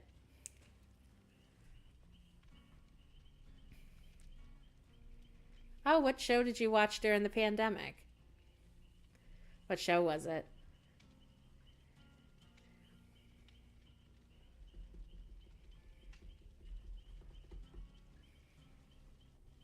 I'm petting my cat now. He's like, hey, love me. Love me tender. Pandemic living was fun. I did not enjoy the pandemic. I ended up working like a lot. Because the company I was at the time, they decided to give people the option to not work and to just leave and have the government supplement their income instead of taking the risk to get potentially sick, even though we were all masking and we were all doing the thing and, you know, all that jazz. But Lord Almighty, that crushed me. We had so many people leave. I was like, I'm doing the job of 5 people. This sucks. Oh, you didn't have small Blockbusters? Well, you didn't have Blockbuster, but you had small shops? Oh, hell yeah. I love the little mom and pop rental stores. I do remember I went to a couple of those as well. And saw some things I shouldn't have seen as like a 5-year-old wandering around the store. Adult videos. Yes, that was interesting. As a small child being like, oh, hello there. Ah, the pandemic show was What We Do in the Shadows. Got you. Yeah, I think everything was like a pandemic show for me. Because, like, we wouldn't go anywhere. Like, I'd literally just go to work and come home. And then my husband, he was like working from home because they're like, nobody show up to the office. We're not taking the risk. Work from home. Oh, yeah. That was the days. Those were the times. Sometimes I feel like I just lost like a whole chunk of my life during that period. I think a lot of people feel that way. Oh my God, what a life. Dude, I don't want to do a pandemic again because that sucked. Like, you couldn't go anywhere. And, like, going to the grocery store, it was, like, such a big thing. And, like, all the people seeing you. Personally, like, we got through it. It was fine. But it sucked to, like, not be able to travel anywhere and to, like, go see something or have a vacation. But at the end of the day, it was important that, we kept everybody safe, each other safe. I didn't care wearing a mask. Like, I'm wearing a mask right now. It doesn't bother me. But I get that there were some people that were like, no, mask wearing, I have trauma and all that jazz. I get it. But me at the time, I was like, whatever. It's something I have to do. But I gotta tell you, though, the job I had in the summer wearing a mask was the worst. It was like the hottest warehouse you could imagine. Ugh. My God. That was fun. I did not like wearing a mask that day. Because, man, it was like 115 degrees in the warehouse, and it was just sweat all over the face mask. And, it was the disposable ones, and we were constantly changing them. Ugh, did not enjoy that. Oh, yeah. You had what was it? The cabin fever going on your end. Everybody together, all squished in. Dude, oh my God. Going absolutely bananas. I would probably have gone bananas at that time. I'd have been like, okay, we can't do anything. I'm stuck at home and nothing ever changes. But the nice thing is the job I had, there was always something different happening and I was like always engaged. So I never got that like, oh, I'm sick of you people. I'm sick of this. I'm sick of that. I was just like kind of sick of overwork. I'll say that. I was definitely overworked. I was very pissed. But we still got through it and we still did it. And I would do it all again. You guys took turns walking the dog. I have an excuse to be outside, sir. I'm walking my dog. My baby. You cannot charge me for walking outside. Oh my God. I know everybody was using that as like an excuse to just get out and like go walk and see something, anything in places that would allow it. Some places were like, you outside, you in trouble. Like, it was kind of a big deal. I'm sure the dog was like, this is great. My humans are here. Oh my God, I love you guys. I'm getting all my walkies. Meanwhile, I'm over here petting my cat Sid. Oh, he's giving me the eyeball. He's like, you better start petting me. You better give me all the lovies and rubbies. Oh, he's such a ham. Oh my God, reminiscences are good. I feel like I talked a lot today. Well, anyway, we are at the end of the stream. So I will say this, that I will be streaming again at 8 p.m. Eastern Time. I'll be doing more of my reading of Jane Eyre. It's part of my Good Night reading series. So if you guys liked hanging out with me, you can always come back and listen to me read and fall asleep to me reading and kind of enjoy that experience. And also, as I always have to say, if you liked hanging out, learning about good stuff and all the fun things, please feel free to like, subscribe, or follow. I am on TikTok, Facebook, YouTube, and Twitch, so you could see me when I go live and get those notifications. I know it's a little bit of a thing to ask, but it does mean something to me. So if you want to be a part of that and help expand my community, I would greatly appreciate it. And I would love to hang out and get to talk more together and, be together and be here. And you can also see me on Sunday streaming more of Dead by Daylight. So if you want to be part of that, you could come see me on Sunday. If you don't want to hang out for my Good Night reading series, that's okay too. And yeah, I do hope I get to see you guys again and, we can all live that best life and, hang out together. And yeah, so I hope you all stay safe and stay geeky as always.